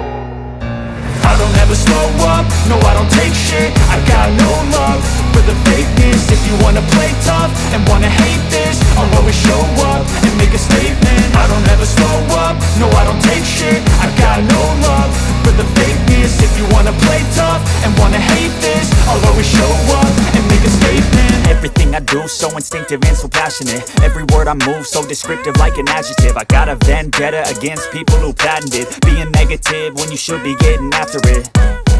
I got facts over tracks, this and that. Spitting slow, spitting fast. I could roast, I could gas. Think I'm okay at last, but I don't know if that can erase all the past. And the pettiness, a reflection of the emptiness. Hilarious, you think you're worth my time, you're delirious. Mysterious, because you hide behind a fake exterior. Inferior, you know I'll always be a bit superior. Get off of me, this ain't no humble brag. I want you to hear words, you can say them back. I want you to feel free from the chains at last, and to believe in what you got, it was built to last, yeah. Now that I've been put through hell, I never got anyone's help. I had to do it all myself. I don't ever slow up, no I don't take shit. I got no love for the fakeness. If you wanna play tough and wanna hate this, I'll always show up and make a statement. I don't ever slow up, no I don't take shit. I got no love for the fakeness. If you wanna play tough and wanna hate this, I'll always show up and make a statement. Gonna learn the consequence of being incompetent. Mental health is confidence, dreams and some honestness. I'm not here to save the day, that's for you to take away. I could play a million mind games, but instead I say something not illogical, something that is topical. Rub it on and watch it go, make yourself unstoppable. Dreams are irresponsible, but they're always possible. If you just believe, you could be so remarkable. Thoughts in my head, a collage and they spread. I'll be great one day, going off of my meds. No, I'm not giving up, no, I'm not giving in. I will make it to the top, taking off in the wind. I gotta make it, I'm saving every day to taste it. I'm patient, but my mind, it can hardly take it. I'm chasing a dream that I've had for several ages. A vacant, modern kingdom for the taking. Now that I've been put through hell, I never got anyone's help. I had to do it all myself. I don't ever slow up, no I don't take shit. I got no love for the fakeness. If you wanna play tough and wanna hate this, I'll always show up and make a statement. I don't ever slow up, no I don't take shit. I got no love for the fakeness. If you wanna play tough and wanna hate this, I'll always show up and make a statement. I don't ever slow up, no I don't take shit. I got no love for the fakeness. If you wanna play tough and wanna hate this, I'll always show up.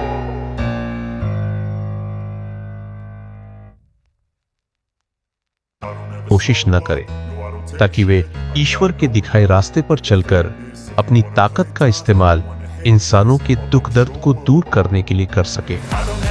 Teach us delight in simple things and mirth that has no bitter springs. Forgiveness free of evil done and love to all men neath the sun. बच्चे ईश्वर से प्रार्थना करते हैं कि उन्हें simple चीजों में खुशी मिले और ऐसी खुशी मिले जिसमें कोई कड़वाहट ना हो. वे दूसरों की गलतियों के लिए आसानी से माफ करना और दुनिया के हर इंसान से प्यार करना सीखना चाहते हैं. Land of our birth, our faith, our pride, for whose dear sake our fathers died.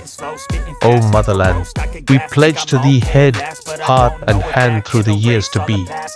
अंत में बच्चे फिर से अपनी जन्मभूमि, अपने विश्वास और अपने गौरव को प्रणाम करते हैं. जिसके लिए उनके पूर्वजों ने अपनी जान दी थी। वे अपनी मातृभूमि से वादा करते हैं कि आने वाले समय में वे अपना सिर, हृदय और हाथ, जो कि विचार, प्रेम और कर्म से जुड़ा है, सब कुछ देश को समर्पित कर देंगे।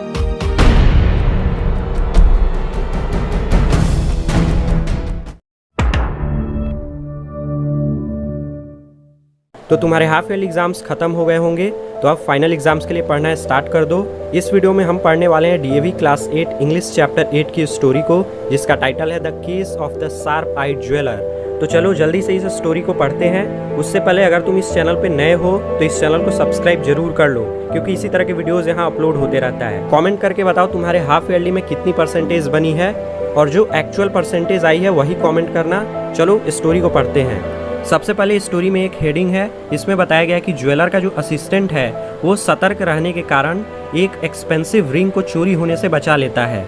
कहानी पढ़ते हैं। First let me introduce my self, my name is William Morris. तो ये स्टोरी का एक कैरेक्टर है जो अपने आप को इंट्रोड्यूस कर रहा है, जिसका नाम है William Morris. I am an very ordinary man except that I use my eyes and my common sense more than most people do.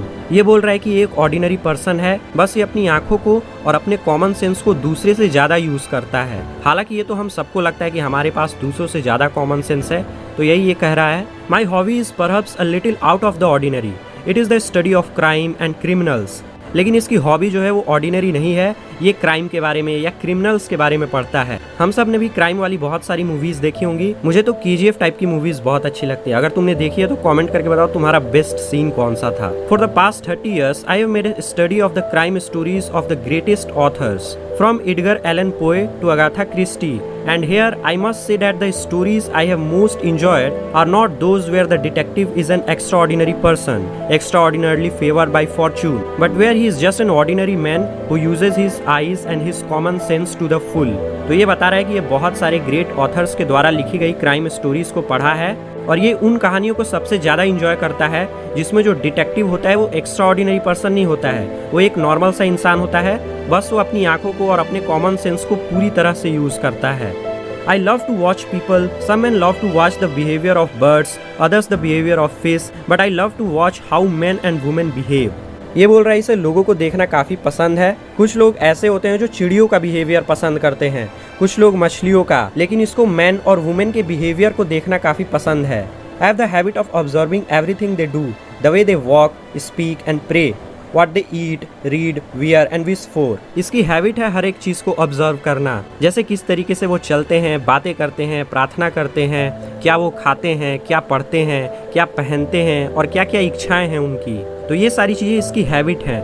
Nothing ever escapes my sharp eye. Of course you cannot learn much from one fact, but if you put 2 or more facts together, you can learn a great deal। ये बोल रहा है एक fact से आप ज्यादा चीजों को नहीं सीख सकते, आपको बहुत सारे फैक्ट्स एक साथ मिलाने होंगे, तब जाके आप कुछ बड़ा सीख पाओगे। I admit that I am only guessing at the truth and that my guesses may be wrong. All the same, it is an interesting pastime and I thoroughly enjoy it। ये बोल रहा है कि ये एडमिट करता है कि ये सच को मानता है, लेकिन हो सकता है ये जिसे मानता हो वो गलत भी हो सकता है। हालांकि ये इस चीज को एंजॉय करता है। I have told you something about my hobbies and habits and now I shall speak of my work। I am a jeweler or more accurately a jeweler's assistant। This may not strike you as anything important or unusual, but when I tell you that I am working for Regniers, I am sure that you will impressed।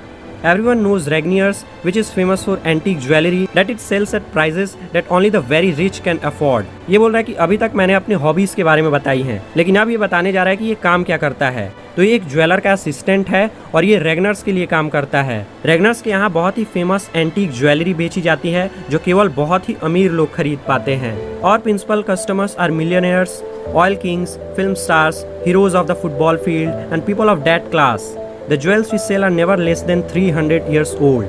Some of them have a romantic history. Many had once been the gifts of a prince to some reigning beauty of his time। बोल रहा है इसके जो customer है वो millionaires हैं, जैसे हनी सिंह का गाना था ना आई एम अ मिलियनियर, उसी तरह इसके यहाँ भी जो कस्टमर आते हैं वो फिल्म स्टार्स होते हैं या फिर फुटबॉल फील्ड के हीरोज होते हैं, जैसे मेसी, रोनाल्डो। इन दोनों में तुम्हें कौन सा पसंद है कमेंट करके बताओ। ये जो ज्वेलरी बेचता है वो 300 साल से भी ज्यादा पुरानी होती है।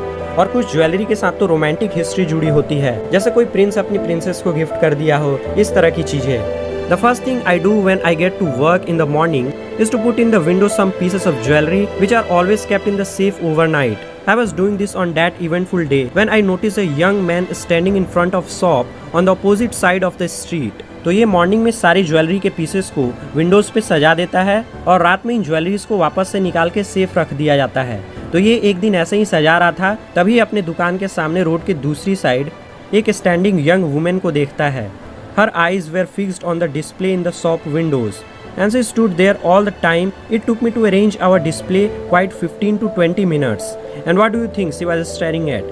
Well, the shop is an undertaker's, and in the windows there was nothing but 2 urns for holding the ashes of the dead, and some photographs of gravestones. Her interest in such things struck me at very strange. कह रहा है जो lady है वो shop के window पे देख रही थी और जब तक ये अपनी ज्वेलरी को सजा लेता है 15-20 मिनट बीत जाते हैं तब तक वो देखते रहती है। और वो जिस शॉप को देख रही थी वो अंडरटेकर का शॉप था। ये WWE वाला अंडरटेकर नहीं है। यहाँ अंडरटेकर का मतलब है एक ऐसा व्यक्ति जो मरे हुए लोगों का दाह संस्कार करने में हेल्प करता है। विंडो में 2 कलश रखे थे जिसमें मरे हुए लोगों की राख रखी जाती है और कुछ शमशान घाट के पत्थरों की फोटोग्राफ्स थे। मॉरिस ने जब उस लेडी को देखा तो मॉरिस को काफी अजीब लगता है। The thought crossed my mind that someone dear to her had died. Maybe, but she was not wearing black or any other sign of mourning.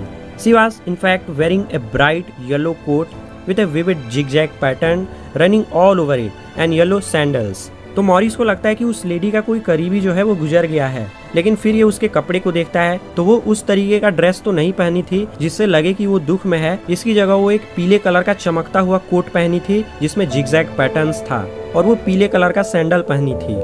I had finished arranging the jewels in the window and was still keeping one eye on the young woman when a man came into our shop. It was immediately planned to me that he was an American, one of the gum-chewing Americans. An American is the easiest of all to pick out. There is his haircut, his tie in so many bright colors, and then so often you find him chewing that dreadful chewing gum. तो ये अपनी jewelleries को सजा रहा था, तभी इसके shop में एक अमेरिकन मैन आता है और ये बोल रहा है कि अमेरिकन्स को पहचानना काफी आसान है क्योंकि उनके हेयर स्टाइल से या उनके टाई से जिसपे काफी सारे कलर्स हैं या फिर उनके च्युइंगम चबाने के तरीके से। हालांकि हमारे यहाँ भी सूर्य कुमार यादव च्युइंगम चबाते हैं, लेकिन ये अपनी बात बोल रहा है कि ये इस तरीके से आसानी से अमेरिकन्स को पहचान लेता है। He was a big, strongly built man with a red face that showed me drank more than he was good for him. His suit was darkish grey, but his tie was a mixture of exceedingly bright colors. I took him to be about 35 years old. ये बोल रहा है कि वो काफी strong दिख रहा था, उसका फेस पूरा लाल था, ग्रे कलर का सूट पहना था और वो करीब 35 साल का दिख रहा था। Good morning sir, I said, may I help you? ये मॉरिस बोल रहा है। Well, he said, rolling the gum around his mouth and speaking with a strong Yankee accent, I would like to look at some rings. तो जो American man है तो अपने मुंह में च्युइंगम को घुमाते हुए बोलता है एक अलग एक्सेंट में कि वो अंगूठी देखना चाहता है। Certainly, sir, is there any particular kind you have in mind? Morris पूछता है कि किस तरीके की अंगूठी आप देखना चाहते हैं। I guess not, he said, just show me some. American बोलता है कि कैसी भी कुछ अंगूठी जल्दी से दिखा दो। I opened the safe and took out a tray of rings to show him and to get some idea what he wanted. He picked out 2 or 3 of them and asked the price of them. I noticed that he was left-handed. It was clear that he knew nothing at all about precious stones and the nature of their setting. The price was the measure by which he judged them. तो Morris पूरी safety के साथ ring के tray को बाहर निकालता है और उसे कुछ रिंग्स दिखाता है। जो अमेरिकन है वो 2-3 अंगूठियों के दाम पूछता है। मॉरिस से नोटिस करता है कि जो अमेरिकन है वो लेफ्ट हैंडेड है और उसे कीमती पत्थरों के बारे में कुछ नहीं पता है, तो मॉरिस प्राइस बताना स्टार्ट कर देता है। There was one most beautiful ring with diamonds and rubies set in the shape of a flower. It was well over 300 years old and had been in the possession of a royal family. Mr. Regnier had set a very high price on it because he did not really wish to sell it. Mr. Regnier was like that. Morris बता रहा है कि एक बहुत ही beautiful ring थी जिसमें flower के shape में डायमंड्स और रूबीज लगे थे। ये 100 साल से भी पुरानी एक रॉयल फैमिली की अंगूठी थी और मिस्टर रैगनियर जो इस शॉप के ऑनर हैं वो इस अंगूठी को बेचना नहीं चाहते थे, इसीलिए इसका प्राइस बहुत बढ़ा दिए थे। There are some of the jewels that he loved as much as he loved his children. The American preferred this flower ring to all the others, but he complained that the price was too high.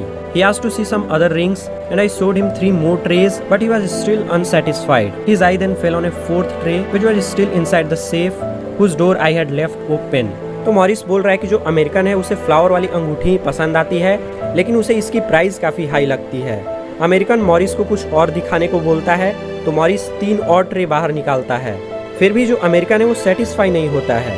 उसकी नज़र फिर एक चौथे tray पर पड़ती है जिसको Morris ने बाहर नहीं निकाला था, लेकिन उसका दरवाज़ा खुला था तो उसकी नज़र पड़ जाती है।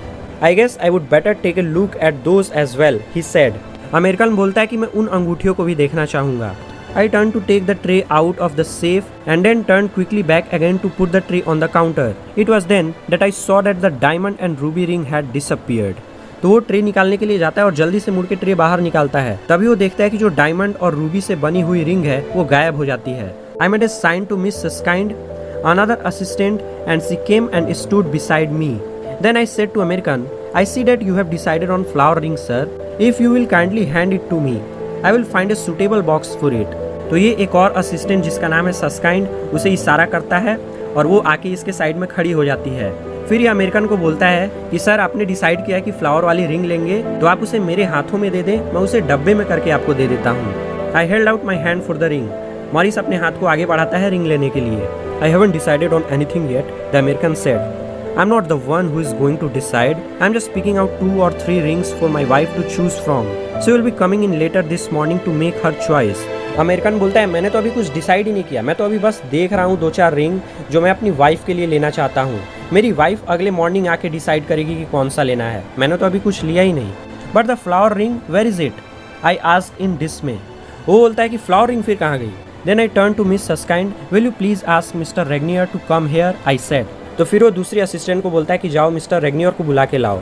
आई came out from my side of counter and began searching for the ring. The American joined in the search and so did Mr. Regnier and Miss Suskind. I could see that Mr. Regnier was most upset, but he was doing his best to keep calm.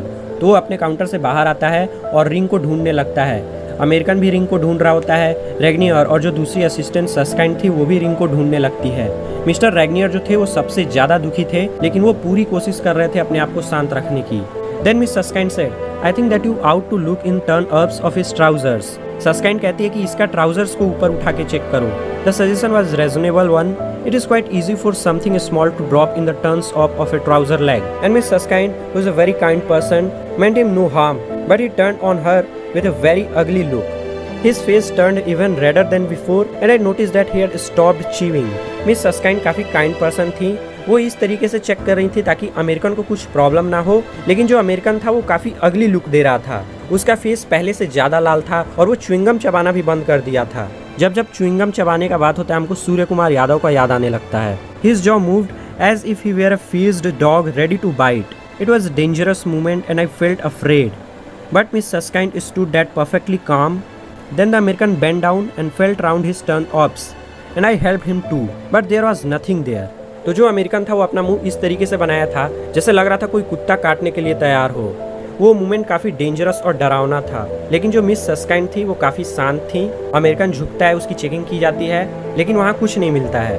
The American laughed. I suppose you are thinking that I have stolen it, he said. American हंसते हुए बोलता है कि हैं, मुझे तो लगा कि तुम लोग सोच रहे हो कि मैंने चुरा लिया।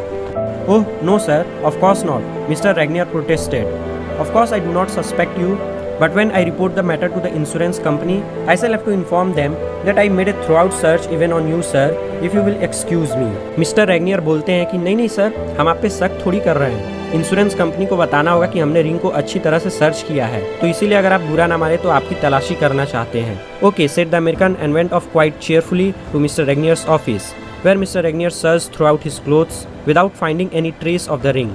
तो वो मिस्टर रेगनियर के साथ उनके ऑफिस में जाता है। मिस्टर रेगनियर अच्छी तरह से उसके सारे कपड़े को सर्च करते हैं, लेकिन वहाँ अंगूठी का नामो निशान नहीं मिलता है। While this was happening, another customer came in. It was the young woman who had been looking at the funnel display in the undertaker's window for such a long time. Her coming in at this moment struck me as rather strange. इसी दौरान वो जो lady थी जो दुकान के बाहर खड़ी थी वो अंदर आती है और ये देख के मॉरिस को काफ़ी अजीब लगता है। I looked at her across the counter and noticed several things. Her handbag was one of the expensive kind, but it was old and worn and very shabby. The same was true for her clothes. Clearly, she had been well off once, but now she was living in poverty. She had not come here to buy anything. More likely, she had come with something to sell.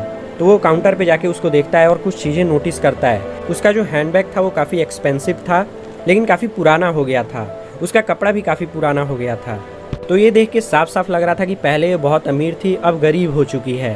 तो ये यहाँ कुछ खरीदने तो नहीं आई है, हो सकता है ये कुछ बेचने आई हो। She put her handbag down on the counter and taking a little paper packet out of it. She put that down beside her bag. She used her left hand to do this, but strangely enough, she had not shown herself left-handed in anything that she had done before. तो वो अपने हाथ में से bag को निकाल के counter पर रखती है, उसमें से एक लिटिल पेपर का पैकेट निकालती है, उसे बैग के पास में रखती है और ये सारा काम वो अपने लेफ्ट हैंड से कर रही थी, लेकिन वो कुछ अजीब तरीके से ये काम कर रही थी। I opened the packet and found inside it is a piece of cheap jewelry. I opened the packet and found inside it a piece of cheap jewelry, a filigree bronze with an imitation turquoise stone worth about 30 shillings. तो वो अपने bag से एक सस्ता jewellery निकालती है जिसमें नकली पत्थर लगे हुए थे और इसका प्राइस करीब 30 शिलिंग्स था। शिलिंग्स एक तरह का करेंसी है, जैसे हमारे यहाँ रुपी चलता है, उसी तरह इस स्टोरी में शिलिंग्स करके एक करेंसी है। Could you mend this for me? She asked, showing me the broken pin of the brooch. तो वो बोलती है कि क्या तुम इसे बना दोगे? उसके ज्वेलरी का जो पिन था वो टूट गया था। I am sorry madam, I said, Regnier's does not do repairs. तो वो बोलता है कि सॉरी मैम, यहाँ पे रिपेयर नहीं किया जाता है। Thank you, she said. Then as if by accident her arm somehow swept against the paper in which the brooch has been wrapped, and this fell to the floor on my side of the counter. I said as if by accident because in fact there was no accident at all. It was a cunning trick. तो जो lady है वो अपने हाथों से जो paper में रखा हुआ ब्रॉच था उसे काउंटर के दूसरी साइड गिरा देती है। मॉरिस को ये पता चल जाता है कि ये एक एक्सीडेंट नहीं है, ये एक तरह का ट्रिक है। I realized this as I bent down to pick up the paper. All the facts suddenly came together in my head, and I knew what had happened to the flower ring. All the things that I had noticed joined to form a single picture, and that picture showed me all that I wanted to know. तो ये बोलता है कि जैसे ही मैं paper उठाने के लिए नीचे झुका, सारी चीजें मेरे दिमाग में आने लगी कि ये क्या क्या हो रहा है अभी, कैसे जो फ्लावर की रिंग थी वो गायब हो गई, और भी बहुत सारी चीजें मिलकर मॉरिस के माइंड में एक पिक्चर बना रही थी। I put the brooch back into its paper wrapping and handed it to her. She put it into her handbag using her right hand to do this, and then turned to leave the shop. One moment, madam, I said. Morris brooch को paper में wrap करके उसको दे देता है, वो उसे अपने handbag में रखती है और ये वो अपने राइट हैंड से रखती है और फिर शॉप छोड़ के जाने लगती है। तभी मॉरिस बोलता है कि एक second madam. She heard me but she pretended that she hadn't. She walked on towards the door. Pardon me, I said. But if you don't stop, I said press the alarm and the door will be locked. तो जो lady है वो इस तरीके से act कर रही थी जैसे उसने कुछ सुना ही नहीं। वो दरवाजे की ओर जाने लगती है, तभी मॉरिस बोलता है कि रुक जाओ, नहीं रुकोगी तो अलार्म बजा देंगे, गेट लॉक हो जाएगा। She stopped but she did not look round. वो रुक जाती है लेकिन पीछे मुड़ के नहीं देखती है। Miss Erskine stood like a statue behind the other counter while I went up to the young woman. Madam, I said, we do not wish for any unpleasantness. Kindly hand me the ring which you have in the left hand pocket of your coat. If you will not, Miss Erskine will press the alarm. तो Morris जो है वो lady के पास जाता है और बोलता है कि मैडम, मैं चाहता हूँ कि आप अपने कोट के लेफ्ट हैंड साइड के पॉकेट में जो रिंग रखी हैं वो मुझे दे दें। अगर आप ऐसा नहीं करेंगी तो मिस्टर सस्काइंड अलार्म का बटन दबा देंगी। The young women was looking deathly pale and very frightened. I felt sorry for her. Without saying a word, she felt in pocket and give me the ring. She ran out of the shop as if the place was on fire. तो जो young women है वो डरते हुए और घबराते हुए अपने पॉकेट से रिंग निकालती है और उस रिंग को देके जल्दी से इस तरीके से भागती है जैसे शॉप में आग लग गई हो। Right, quite right, said Mr Regnier. That was very clever of you William. Mr Regnier बोलते हैं कि सही, बहुत सही विलियम, तुम तो काफी चालाक निकले।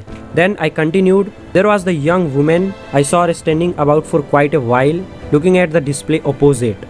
वो बोलता है कि मैं इस औरत को कब से देख रहा हूँ, वो उस विंडो को कितने देर से देखे जा रही थी। The undertakers, said Mr Regnier, how very strange. Regnier बोलते हैं अच्छा, उस अंडरटेकर की शॉप को, काफी अजीब है ये। That is what I thought. And why was she waiting about all the time?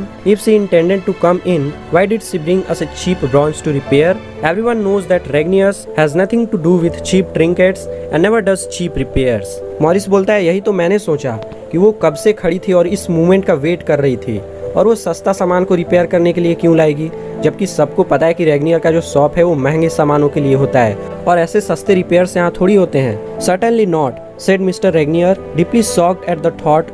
Go on. रेगनियर बोलते हैं कि नहीं, यहाँ सस्ता रिपेयर कहाँ होता है। फिर वो कुछ देर सोचते हैं और बोलते हैं कि आगे बताओ। Now she isn't left-handed, but she took the packet out of her bag with her left hand, and she put her left hand just where the American, who was left-handed, had put his after I had taken that last tray of rings out of my safe. Just before I noticed that the flower ring has disappeared. Morris बोलता है कि वो left handed नहीं थी, लेकिन उसने अपने bag से पैकेट निकालने के लिए अपने लेफ्ट हैंड का यूज किया, और वो जो अमेरिकन था वो भी लेफ्ट हैंडेड था, उसने भी अपने लेफ्ट हैंड का यूज किया था चीजों को ट्रे में से निकालने के लिए, और तभी से जो फ्लावर की रिंग है वो गायब हुई थी। And what had he done with it asked mister Regnier. Regnier बोलते हैं कि दोनों अपने लेफ्ट हैंड का यूज कर रहे थे, तो इससे क्या करना है? It was like this, I explained. It all became clear to me when I was picking up that piece of paper. When the American looked so angrily at Miss Susskind, I noticed that he had stopped chewing his gum. Now you can't swallow chewing gum. You can't drop it to the floor either. We haven't got waste paper basket here. And in any case, he hadn't moved an inch from where he was standing. He must have put the gum somewhere well within his reach. Where? Where else could he have put it except under the edge of the counter? तो Morris उन्हें समझाता है कि जब से ring गायब हुई है तब से वो च्युइंगम चबाना बंद कर दिया है, ना तो वो च्युइंगम को निगल सकता है और ना ही फ्लोर पर गिरा सकता है, तो वो कहीं ना कहीं उस च्युइंगम को चिपका चुका है। लेकिन कहाँ चिपका सकता है? एक ही जगह है जहाँ वो चिपका सकता है, वो है काउंटर का edge. And then he pressed the ring into the gum for the girl to take out when she came into the shop, and that is what she did. As the girl turned to go out, I found the gum just where I had expected it to be. Here it is, look. You can see the mark that the ring made in it. Morris बोलता है कि जो American था वो ring को इस chewing gum के अंदर चिपका दिया था ताकि लेडी आए और इस रिंग को ले जाए, लेकिन जब लेडी जा रही थी तो मैंने काउंटर का एज चेक किया और तभी वहाँ मुझे च्युइंगम दिखा, उस पर रिंग का मार्क भी दिख रहा था। How differently people react to the same happening. Mister Regnier was angry at the attempted theft and most grateful to me, but miss Susskind I noticed only said, I noticed that she often says when anything upsets her. तो mister रेगनियर ये जो कुछ भी हुआ उस पर काफ़ी गुस्सा थे, लेकिन वो मॉरिस पर काफ़ी खुश थे, लेकिन जो दूसरी असिस्टेंट मिस सस्काइंड थी वो काफ़ी अपसेट थी। तो ये स्टोरी यहाँ खत्म होती है। अब तुम चैनल को सब्सक्राइब कर लो, वीडियो को लाइक कर दो, जितने कमेंट्स करने हैं कर दो, जिसको जिसको इस वीडियो को शेयर करना है कर दो, क्योंकि ये चैप्टर अब खत्म हो चुका है। जाओ क्वेश्चन आंसर्स पढ़ो, उसे समझो और अच्छे से याद करो। स्वागत है दोस्तों। क्या आपने कभी सोचा है कि हम सब अपने विचारों को इतना सही क्यों मानते हैं जबकि सबके विचार अलग होते हैं?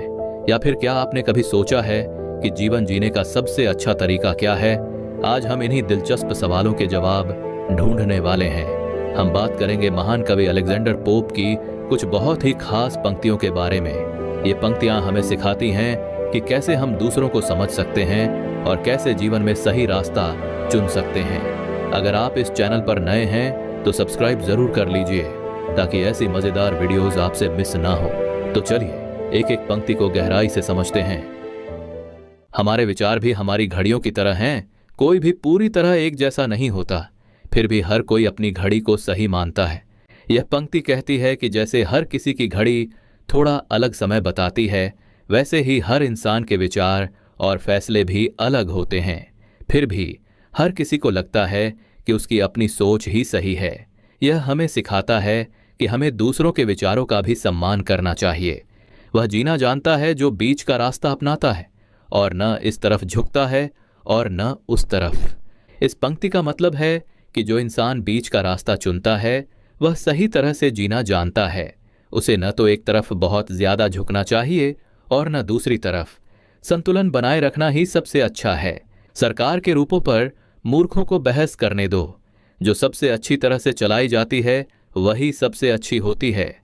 कभी कहते हैं कि सरकार कैसी होनी चाहिए, इस पर बहस करना बेकार है। सबसे अच्छी सरकार वही है जो अपने लोगों के लिए अच्छे से काम करती है, चाहे उसका रूप कुछ भी हो। धर्म के तरीकों पर अज्ञानी कट्टरपंथियों को लड़ने दो।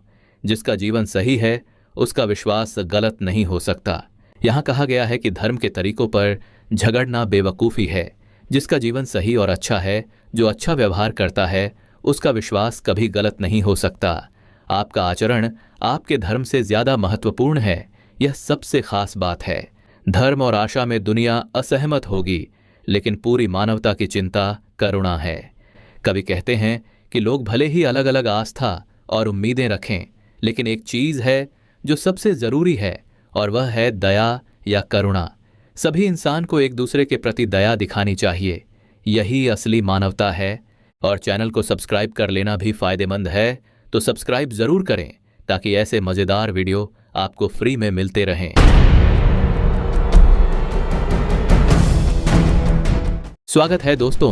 आज हम एक ऐसी कमाल की कहानी देखने वाले हैं जो आपको सोचने पर मजबूर कर देगी। यह कहानी है एक पढ़े लिखे जिला अफसर और एक स्वाभिमानी लेखक की। अफसर और लेखक दोनों एक दूसरे की तारीफ करते हैं, पर उनके बीच एक इनविजिबल दीवार खड़ी है। क्या यह लेखक अफसर से मिलने की हिम्मत जुटा पाएगा या लोगों की गलत राय का डर उसे रोक देगा? और फिर आता है वो जबरदस्त मोड़ जब लेखक का बचपन का दोस्त एक बड़ी मुसीबत लेकर उसके दरवाजे पर आता है। दोस्त को यकीन है कि केवल यह लेखक ही उसे बचा सकता है। क्या हमारा लेखक अपने असूलों को तोड़ेगा? क्या वह अपनी प्रतिष्ठा दांव पर लगाएगा? तो बने रहिए, क्योंकि अंत में जो होगा वो आपको हैरान कर देगा। आप अगर इस चैनल पर नए हैं तो सब्सक्राइब जरूर कर लीजिए ताकि ऐसे मजेदार वीडियोज आपसे मिस न हो। हमारे जिले के अफसर एक पढ़े लिखे आदमी हैं। उन्होंने इतिहास और पुराने सिक्कों पर खूब रिसर्च खोजबीन की है। भगवान ही जानते हैं कि वह अपने सरकारी काम के बीच इसके लिए वक्त समय कैसे निकालते हैं। मैंने उनकी किताबें पढ़ी हैं और मैं उनका चुपचाप तारीफ करने वाला प्रशंसक हूँ, मगर उनका जिला अफसर होना हमारे बीच एक दीवार बाधा है। मुझे पक्का पता है कि अगर मैं उनसे मिलने की शुरुआत करूं तो हमेशा की तरह लोग इसका गलत मतलब, गलत अर्थ निकालेंगे, और मैं यह बिल्कुल भी नहीं चाहता। मैं उन लोगों में से हूं जो सरकारी अफसरों को आम सभाओं का अध्यक्ष बनने के लिए बुलाने के भी खिलाफ हैं। जब भी मैं सुनता हूं कि किसी स्कूल, अस्पताल या विधवाओं के घर का नाम किसी गवर्नर, राज्यपाल के नाम पर रखा गया है तो मुझे अपने देश के लोगों की सोच, मानसिकता पर अफसोस होता है। एक दिन जिला अफसर ने मुझे बुलाया। मैं एक बड़ी मुश्किल दुविधा में फंस गया। मैंने जिन दोस्तों से राय ली उन्होंने मुझे मत जाओ की सलाह दी। उनका कहना था कि अगर यह किसी सरकारी काम के लिए होता तो तुम्हारे पास कोई रास्ता, विकल्प नहीं होता, लेकिन इस मामले में उन्होंने मुझे एक निजी बातचीत के लिए बुलाया था, इसलिए मेरा जाना जरूरी नहीं था। उन्होंने तो यहां तक कहा कि इस तरह बुलाकर उन्होंने मेरी बेइज्जती की है। अगर वह तुमसे मिलने के लिए इतने उत्सुक हैं तो वह तुमसे मिलने क्यों नहीं आते? ये हिंदुस्तानी अफसर कब समझेंगे कि ऑफिस के बाहर वे किसी भी दूसरे आदमी की तरह ही अच्छे या बुरे हैं। शायद वे अपनी पत्नियों के साथ होते हुए भी यह नहीं भूल पाते कि वे अफसर हैं। एक और दोस्त जिसके पास सरकारी अफसरों के मजाकों का खजाना था, उसने उस अफसर की कहानी सुनाई जो अपनी पत्नी को लाने अपने ससुराल गया था। जब ससुर ने जिद की कि लड़की को एक और महीना उनके साथ रहने दिया जाए तो अफसर गुस्से में लौटा और ससुर की गिरफ्तारी के लिए गिरफ्तारी वारंट जारी करवा दिया। अगले दिन वह बुजुर्ग आदमी बेटी के साथ आया और माफी मांगी। उसकी राय में ये जिला अफसर बड़े अकड़ू, घमंडी होते हैं और उसने मुझे उनसे दूर रहने की सलाह दी। उसका मानना था कि चूंकि मुझे न तो नायब तहसीलदार बनना है और न ही अपने बेटे के लिए सिफारिश करवानी है, इसलिए उनकी जान पहचान से मुझे बहुत कम फायदा होने वाला है। अगर मैंने कोई कहानी या लेख लिखा जिसे बगावत भरा, देशद्रोही माना गया तो भी मैं गिरफ्तार तो हो ही जाऊंगा, और केवल इसलिए मुझ पर कोई दया नहीं दिखाई जाएगी कि मैं जिला अफसर को जानता हूं। मगर मैंने अपने दोस्तों की अक्ल की बातों, समझदारी भरी सलाह को नहीं माना, सिर्फ इसलिए किसी का बुलावा ठुकरा देना क्योंकि वह जिला अफसर की तरफ से था। मुझे अच्छे व्यवहार के नियमों, कैनन ऑफ गुड मैनर्स के खिलाफ लगा। इसमें कोई शक नहीं कि अगर वह मुझसे मिलने आते तो उनकी इज्जत, प्रतिष्ठा कम नहीं होती। लेकिन आखिरकार इस देश में जिला अफसर एक बड़ा आदमी, महत्वपूर्ण व्यक्ति है और एक लेखक एक मामूली इंसान, साधारण व्यक्ति है। यह इंग्लैंड या अमेरिका जैसा नहीं है जहां एक प्रधानमंत्री भी किसी लेखक से मिलने को मान सम्मान की बात समझेगा। यह भारत है जहां कभी हर अमीर आदमी के पास भीड़ लगाकर जाते हैं, जहां लेखक इनाम पाने की उम्मीद में बिना बुलाए ही राज्याभिषेक समारोहों में पहुंच जाते हैं। मैंने खुद से कहा वह जिला अफसर है और तुम एक मामूली लेखक हो। जब तुम्हें खुद पर इतना गर्व है तो उसे क्यों नहीं होना चाहिए वह जो जिले का असली राजा है। तुम इसे कमजोरी, बेवकूफ़ी या घमंड कुछ भी कहो, उसकी जगह पदवी के आदमी में यह होना समझा जा सकता है। और हाँ, अगर वह तुम्हारे घर आते तो क्या यह तुम्हारे लिए एक बड़ी आफत, समस्या खड़ी नहीं कर देता? तुम्हारे घर में एक ढंग की कुर्सी तक नहीं है। तुम्हें 3 पैसे में 24 बीड़ियां पीने की आदत है। तुम उनके लिए महंगे सिगार कहाँ से लाते? तुम तो उनका ब्रांड भी नहीं जानते और न ही जानते हो कि वे कहाँ मिलते हैं। भगवान का शुक्र है कि वह तुमसे मिलने नहीं आया, नहीं तो तुम्हें कम से कम 4-5 रुपये खर्च करने पड़ते और फिर भी लगता कि तुम उनका ठीक से स्वागत, मनोरंजन नहीं कर पाए। और अगर तुम्हारी बदकिस्मती से उनकी पत्नी भी आ जाती तो क्या तुम्हारी पत्नी उनका स्वागत, सत्कार कर पाती? कोई अपने घर में फटे पुराने कपड़े, चीथड़ों में रह सकता है, लेकिन क्या कोई खुददार आदमी, आत्मसम्मान वाला व्यक्ति यह सोच बर्दाश्त कर सकता है कि उसकी गरीबी दूसरों के लिए बैठक खाने की गपशप का विषय बने? तुम उनकी पत्नी के सामने एक शब्द भी नहीं बोल पाते और भगवान से दुआ करते कि धरती फट जाए और तुम उसमें समा जाओ। इन सब बातों को सोचकर मैंने जिला अफसर से मिलने जाने का फैसला किया। मैं उनके साथ थोड़ी देर रुका और हमने सामान्य बातें की। उनके व्यवहार ने मुझे शिकायत का कोई कारण नहीं दिया। हालांकि मैंने इस मुलाकात को कोई खास महत्व नहीं दिया, लेकिन जल्द ही लोगों को इसका पता चल गया और कुछ जगहों में यह बात फैल गई कि मैं जिला अफसर का बहुत अच्छा दोस्त हूं। कुछ ने तो यह भी कहा कि वह सभी जरूरी मामलों पर मुझसे सलाह लेते हैं। मैं इस हालात का आसानी से फायदा उठा सकता था। एक डूबने वाला आदमी तिनके को भी पकड़ता है। मेरे लिए लोगों को यह यकीन दिलाना मुश्किल नहीं होता कि मेरे जरिए वे जिला अफसर से फायदे, मेहरबानियां पा सकते हैं, लेकिन मैंने इसे एकदम नीच और बेईमान काम माना। बहुत से लोग मेरे पास आए, कुछ को पुलिस से शिकायत थी, कुछ इनकम टैक्स अफसरों की मनमानी, जबरदस्ती की कहानियां सुनाने आए थे।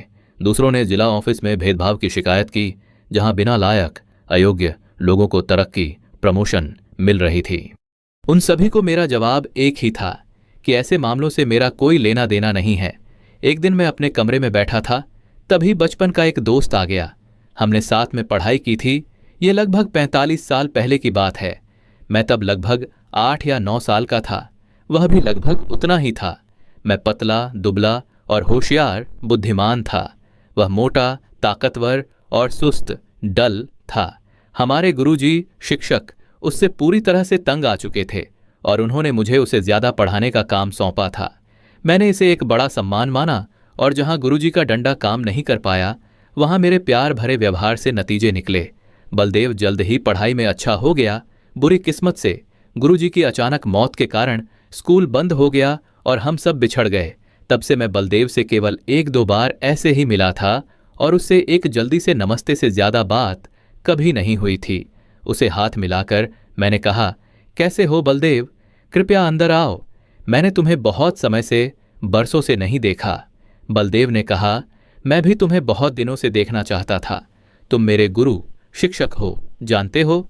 अगर तुम न होते तो मैं अब भी एक किसी काम का नहीं, निक्कमा होता। अब मैं कम से कम अपनी जमीन जायदाद, खेतों की देखभाल तो कर सकता हूं।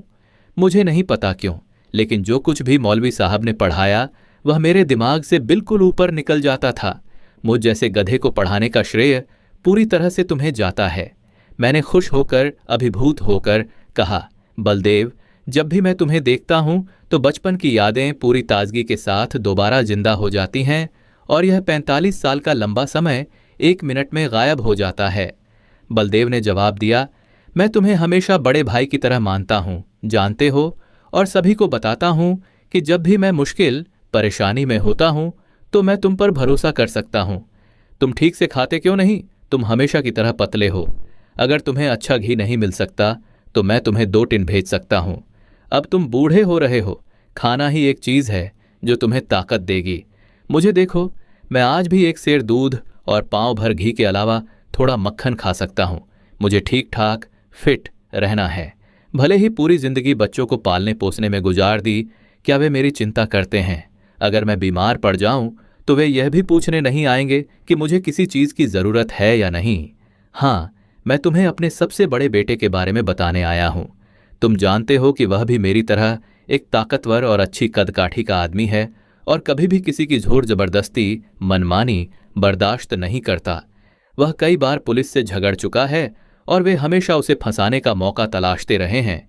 हाल ही में जब गांव में एक डकैती हुई तो उन्हें अपना मौका मिल गया और जांच के दौरान उन्होंने उसे फंसा दिया। वह गिरफ्तार है और पिछले 1 हफ्ते से जेल में है। यह case deputy collector Shri Mohammad Khalil की अदालत में दायर है। दरोगा साहब और वह बहुत अच्छे दोस्त हैं और मुझे यकीन है कि मेरे बेटे को सजा मिलेगी। तुम्हारे सिवा कोई उसे बचा नहीं सकता। अगर उसे सजा हो जाती है तो पूरा परिवार तबाह हो जाएगा। मैं तुमसे कुछ भी गलत, गैर कानूनी करने की उम्मीद नहीं करता। तुम्हें बस जिला अफसर के पास जाकर यह बताना है कि यह पूरी तरह से झूठा मामला है और उन्हें मामले की खुद जांच करनी चाहिए।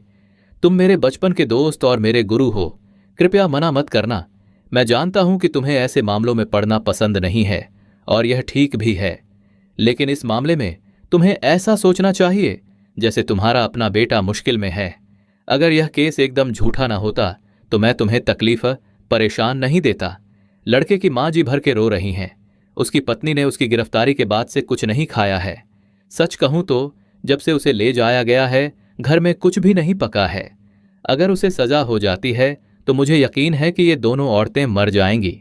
मैंने उन्हें यह कहकर धीरज तसल्ली दिया है कि जब तक तुम जिंदा हो कोई भी लड़के को नुकसान नहीं पहुंचा सकता। मैं एक गहरे संकट में था। मैं जो भी ऐतराज कर सकता था बलदेव सिंह ने उन सब का जवाब पहले ही दे दिया था। मुझे कोई ठीक बहाना नहीं सूझा और आखिरकार इस मुश्किल से निकलने के लिए मैंने कहा, ठीक है, मैं जिला अफसर से बात करूंगा, लेकिन यह पक्का नहीं है कि इसका कोई नतीजा निकलेगा। वह अपने नीचे काम करने वालों अधीनस्थों के काम में दखल नहीं देते हैं। बलदेव सिंह ने फिर से कहा, तुम जाओ और उन्हें इस केस के बारे में बताओ। बस यही मैं तुमसे कहता हूं, बाकी सब तो किस्मत पर निर्भर करेगा। क्या तुम कल जाओगे? बलदेव सिंह मुझसे इजाजत लेकर चले गए। मैंने वह लेख पूरा किया जो मैं लिख रहा था और खाना खाने के बाद आराम करने के लिए लेट गया। मेरा उनसे किया गया वादा निभाने का बिल्कुल भी इरादा नहीं था। अगली बार जब मैं उससे मिलता तो मुझे बस इतना ही बताना था कि जिला अफसर ने केस में दखल देना सही नहीं समझा। मैं उस घटना को पूरी तरह भूल चुका था जब 8 दिन बाद बलदेव सिंह और उनका बेटा मुझसे मिलने आए। बेटे ने घुटने टेके और मेरे पैर छुए। बलदेव सिंह ने कहा, यह वही लड़का है, उसे बिना किसी दाग दोष के छोड़ दिया गया है।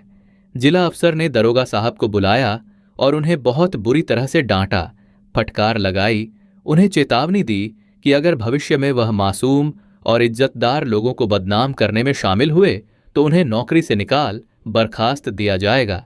इसके बाद तो दरोगा मुझसे नजर तक नहीं मिला। यह सब तुम्हारी वजह से हुआ है। अगर तुम न होते तो हम बर्बाद हो जाते। तुमने 4 जानें बचाई हैं। जब मैं तुम्हारे पास आया था तो मुझे शक था कि तुम मदद करोगे या नहीं। लोगों ने मुझे बताया था कि तुम्हारे जरिए किसी को कभी कोई फायदा नहीं हुआ, लेकिन मुझे पक्का था कि तुम मेरा साथ नहीं छोड़ोगे, निराश नहीं करोगे।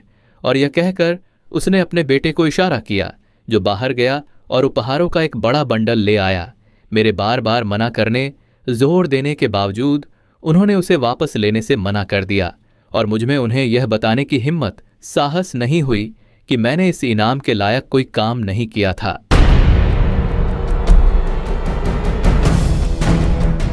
क्या आपने कभी सोचा है कि एक चूड़ी बेचने वाला सिर्फ चूड़ियां नहीं बल्कि एक स्त्री के पूरे जीवन की कहानी बेचता है? आज हम सरोजिनी नायडू की खूबसूरत कविता दी बैंगल्स सेलर को देखेंगे। हम देखेंगे कि कैसे पहाड़ की धुंध का रंग एक कुंवारी लड़की का प्रतीक है और शादी की आग की लौ दुल्हन की नई शुरुआत को बताती है। ये कविता सिर्फ रंग नहीं बल्कि हमारे खुशहाल और परिपक्व जीवन के हर पड़ाव को दर्शाती है। तो तैयार हो जाइए, आज हम इस कविता की एक एक लाइन को अच्छे से समझेंगे और इसके गहरे अर्थों को महसूस करेंगे। तो चलिए शुरू करते हैं। आप अगर इस चैनल पर नए हैं तो सब्सक्राइब जरूर कर लीजिए ताकि ऐसे मजेदार वीडियोस आपसे मिस ना हो। हम चूड़ियां बेचने वाले हैं जो अपनी चमकती हुई चूड़ियां बेचने के लिए मंदिर के मेले में ले जाते हैं। हम पूछते हैं कि कौन इन नाजुक चमकीली और इंद्रधनुष के रंग से रंगी हुई रोशनी के गोलों को खरीदेगा। ये चूड़ियां खुशहाल जीवन के चमकदार प्रतीक हैं जो खुश बेटियों और खुश पत्नियों के लिए लाई गई हैं। इनमें से कुछ चूड़ियां कुंवारी लड़की की कलाई के लिए उपयुक्त हैं जो पहाड़ की धुंध की तरह चांदी और नीली हैं, या उन कलियों जैसी खिली हुई हैं जो जंगल की शांत नदी के किनारे उगी हों और कुछ नए निकले पत्तों की निर्मल सुंदरता से दमकती हैं। कुछ चूड़ियां धूप से चमकते मक्के के खेतों जैसी हैं जो दुल्हन के लिए उसकी शादी की सुबह के लिए एकदम सही हैं। कुछ उसकी शादी की अग्नि की लौ की तरह लाल या उसके दिल की इच्छा के गहरे रंग से भरी हुई है। ये चूड़ियां खनकती हुई, चमकदार, कोमल और पारदर्शी हैं, ठीक उसकी शादी की हंसी और आंसू की तरह। इसके अलावा कुछ चूड़ियां बैंगनी और सुनहरे धब्बों वाली भूरी हैं जो उस अधेड़ उम्र की स्त्री के लिए हैं जिसने जीवन का आधा रास्ता पार कर लिया है।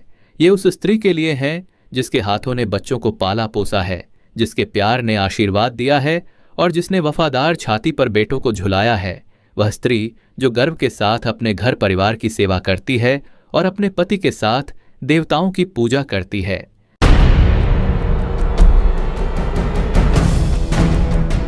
स्वागत है दोस्तों। आज की कहानी है मिस्टर हिल की, एक ऐसे बैंक मैनेजर की जिनकी दुनिया एक ही झटके में पूरी तरह बदल जाती है। मिस्टर हिल अपनी घरेलू नौकरानी एनी को उसकी खराब कुकिंग के कारण नौकरी से निकालना चाहते हैं, क्योंकि उन्हें लगता है कि एक बड़े मैनेजर के घर में अच्छी कुक होनी चाहिए। लेकिन इसी दौरान उनके साथ कुछ ऐसा होता है जिसके बारे में उन्होंने कभी सोचा भी नहीं होगा। वह एक सपना देखते हैं, एक बुरा सपना, जहां उन्हें खुद उनके बैंक के कर्मचारियों द्वारा इस्तीफा देने के लिए मजबूर किया जाता है और उनकी पत्नी भी उन्हें छोड़कर चली जाती है। क्या मिस्टर हिल इस बुरे सपने से कोई सबक सीखेंगे? क्या उन्हें एहसास होगा कि लोगों की कीमत पैसों और रुतबे से ज्यादा होती है? आइए इस मजेदार कहानी को पढ़ते हैं, जहां हम देखेंगे कि कैसे एक सपना एक व्यक्ति का पूरा नजरिया बदल सकता है। अगर आप इस चैनल पर नए हैं तो सब्सक्राइब जरूर कर लीजिए, ताकि ऐसे मजेदार वीडियो आपसे मिस न हो।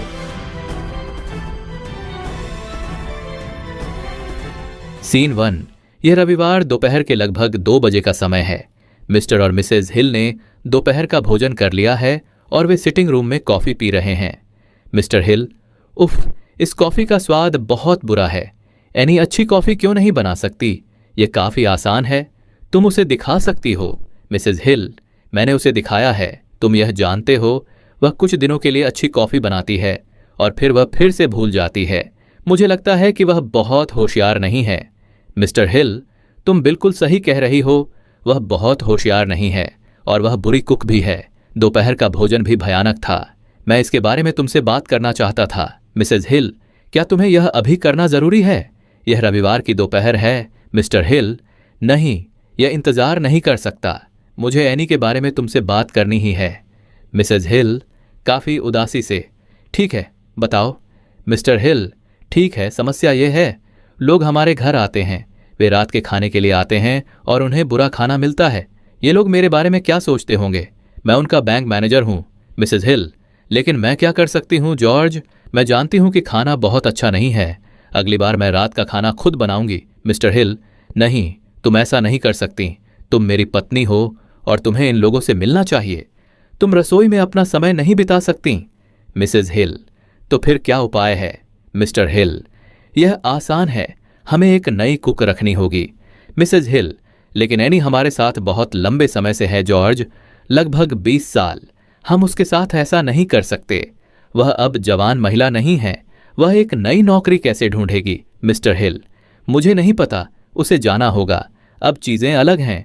मैं एक बड़े बैंक का मैनेजर हूं। हमारे पास एक अच्छी कुक होनी चाहिए। मिसेज हिल, तुम अब अलग हो जॉर्ज, तुम बदल गए हो।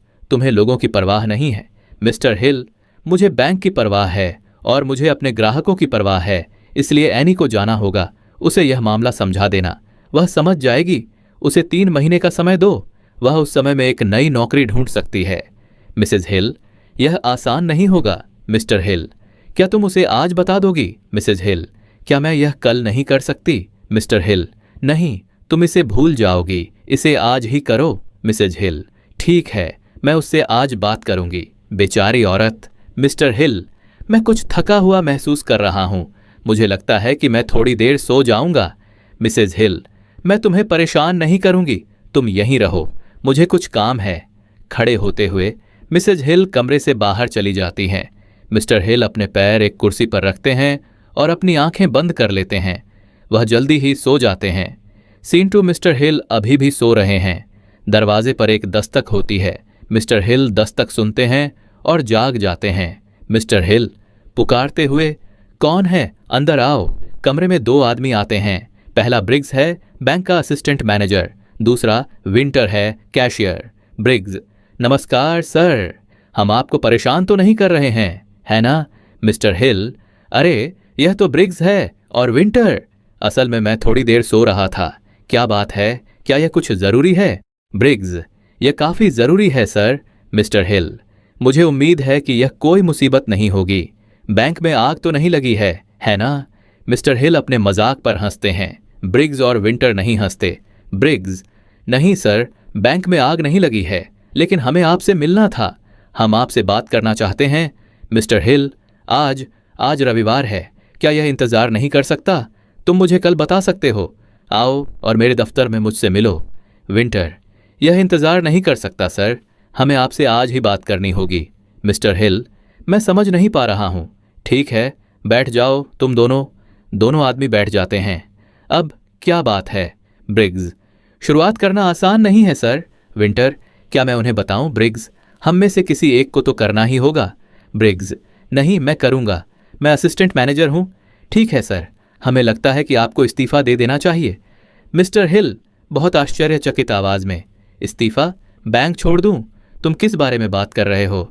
क्या यह कोई मजाक है? ब्रिग्स, ब्रिग्स अपनी कुर्सी पर सीधे बैठते हुए, नहीं, यह मजाक नहीं है। मिस्टर हिल, अब 1 मिनट रुको प्लीज, यह रविवार की दोपहर है, तुम मेरे घर आते हो और मुझे परेशान करते हो, फिर तुम मुझे बताते हो कि मुझे इस्तीफा दे देना चाहिए। विंटर, हमें बहुत अफसोस है सर, हम जानते हैं कि यह रविवार है, लेकिन हमें आपको बताना पड़ा। मिस्टर हिल, लेकिन तुम यह नहीं कर सकते, मैं मैनेजर हूं, तुम सिर्फ असिस्टेंट मैनेजर हो। ब्रिग्स, और विंटर सिर्फ कैशियर है, तुम मुझसे इस तरह बात नहीं कर सकते। ब्रिग्स, हम यह बैंक के लिए कर रहे हैं सर। विंटर, यह बैंक के लिए एक अच्छी चीज होगी सर, मेरा विश्वास करें। मिस्टर हिल खड़े होते हुए, बस बहुत हो गया, घर जाओ तुम दोनों, कल छुट्टी ले लो, तुम दोनों को आराम की जरूरत है। ब्रिग्स, हम ठीक हैं सर, हमें छुट्टी की जरूरत नहीं है। विंटर, लेकिन हमें आज ही आपका जवाब चाहिए सर, क्या आप इस्तीफा देंगे? मिस्टर हिल, यह एक बुरे सपने जैसा है, मुझे इस्तीफा क्यों देना होगा? मैंने क्या किया है, मुझे वह बताओ। फिर से बैठते हुए, ब्रिग्स, आप बैंक का प्रबंधन ठीक से नहीं करते सर। मिस्टर हिल गुस्से से, बेशक मैं बैंक का प्रबंधन अच्छी तरह से करता हूं, हजारों लोग हमारे बैंक का उपयोग करते हैं, व्यापार बहुत अच्छा है। ब्रिग्स, ओह, हम वह जानते हैं सर, लेकिन सारा काम हम करते हैं, वे हमारे बैंक का उपयोग इसीलिए करते हैं क्योंकि हम कड़ी मेहनत करते हैं। विंटर, और आप बैंक में लोगों के साथ अच्छे नहीं हैं, आप ग्राहकों के साथ अच्छे हैं, लेकिन हमारे साथ नहीं, कोई आपको पसंद नहीं करता।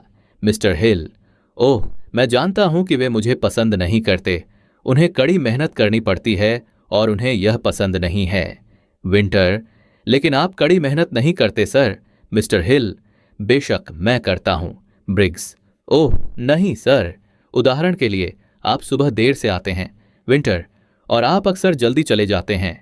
ब्रिग्स, और आप दोपहर के भोजन के लिए 2 या 3 घंटे लेते हैं, हम पूरा दिन बैंक में बिताते हैं, लेकिन आप वहां कभी नहीं होते। मिस्टर हिल, लेकिन मैं मैनेजर हूं, वह मेरी नौकरी का हिस्सा है, मुझे महत्वपूर्ण लोगों की देखभाल करनी होती है, मुझे उनके साथ दोपहर का भोजन करना होता है, यह व्यापार के लिए अच्छा है। ब्रिग्स, यह आनंद है सर, आप अच्छे भोजन के बहुत शौकीन हैं। मिस्टर हिल, मैं यह नहीं सुनूंगा। विंटर, लेकिन आपको सुनना होगा। मिस्टर हिल, मैं तुम्हारे बारे में हेड ऑफिस को लिखूंगा, फिर तुम्हें इस्तीफा देना पड़ेगा। ब्रिग्स, हम पहले ही आपके बारे में लिख चुके हैं सर। विंटर, हाँ सर, हमने मामला समझाया और वे हमसे सहमत हैं। मिस्टर हिल, क्या तुमने हेड ऑफिस को लिख दिया मेरी पीठ पीछे? ब्रिग्स, हमें यह करना पड़ा सर, हम केवल बैंक के बारे में सोच रहे थे। विंटर, और वे सहमत हैं कि आपको इस्तीफा देना होगा। मिस्टर हिल, लेकिन वे मेरे साथ ऐसा नहीं कर सकते, मैंने बैंक में 30 साल बिताए हैं। ब्रिग्स, बैंक के बारे में सोचिए सर, यह आपके बिना एक खुशहाल जगह होगी। मिस्टर हिल, लेकिन मैं क्या करूंगा, मैं जवान आदमी नहीं हूं, मैं नई नौकरी कैसे ढूंढ सकता हूं? विंटर, ओह, आपको कुछ मिल जाएगा सर, किसी दफ्तर में नौकरी। ब्रिग्स, और आपको समय मिल सकता है सर, 2 या 3 महीने, आप एक नई नौकरी ढूंढ पाएंगे। मिस्टर हिल, मुझे यकीन नहीं है। ब्रिग्स, लेकिन आप इस्तीफा देने का वादा करते हैं, है ना सर? मिस्टर हिल, ठीक है, मुझे करना होगा, हेड ऑफिस तुमसे सहमत है। विंटर, धन्यवाद सर। ब्रिग्स, हमें इस बारे में अफसोस है सर। ब्रिग्स और विंटर खड़े हो जाते हैं। ब्रिग्स, आप कल दफ्तर आएंगे, है ना सर? मिस्टर हिल, ओह हाँ, मैं वहां रहूंगा। विंटर, लेकिन कृपया समय पर आइएगा सर। ब्रिग्स और विंटर नमस्कार कहते हैं और बाहर चले जाते हैं। मिस्टर हिल अपने सिर को अपने हाथों में लेकर बैठ जाते हैं। कुछ देर बाद मिसेज हिल अंदर आती हैं। उन्होंने एक भारी कोट पहना हुआ है और उनके हाथ में एक बैग है। मिस्टर हिल ऊपर देखते हुए, ओह तुम हो प्रिय, ब्रिग्स और विंटर यहाँ थे, वे कुछ देर पहले ही गए हैं। मिसेज हिल, हाँ, जब वे बाहर जा रहे थे तो मैंने उन्हें देखा। मिस्टर हिल, वे मुझे कुछ बताने आए थे, यह बहुत सुखद नहीं है। एक पल बाद, मुझे बैंक से इस्तीफा देना होगा। मिसेज हिल, हाँ मैं जानती हूं। मिस्टर हिल हैरान होकर, क्या तुम पहले से जानती हो? मिसेज हिल, हाँ, उन्होंने मुझे बताया। मिस्टर हिल, वे इंतजार नहीं कर सके। क्या उन्होंने तुम्हें कारण भी बताया? मिसेज हिल: हाँ, बैंक में लोग तुम्हें पसंद नहीं करते। मुझे बहुत आश्चर्य नहीं है। मिस्टर हिल: मैंने अपनी पूरी जिंदगी बैंक में बिताई और अब मेरी नौकरी चली गई है। मिस्टर हिल देखते हैं कि उनकी पत्नी ने एक कोट पहना हुआ है। मिस्टर हिल: ओह, क्या तुम बाहर जा रही हो? वह बैग भी देखते हैं और तुम्हारे पास एक बैग है। तुम कहाँ जा रही हो? मिसेज हिल: मुझे छुट्टी चाहिए।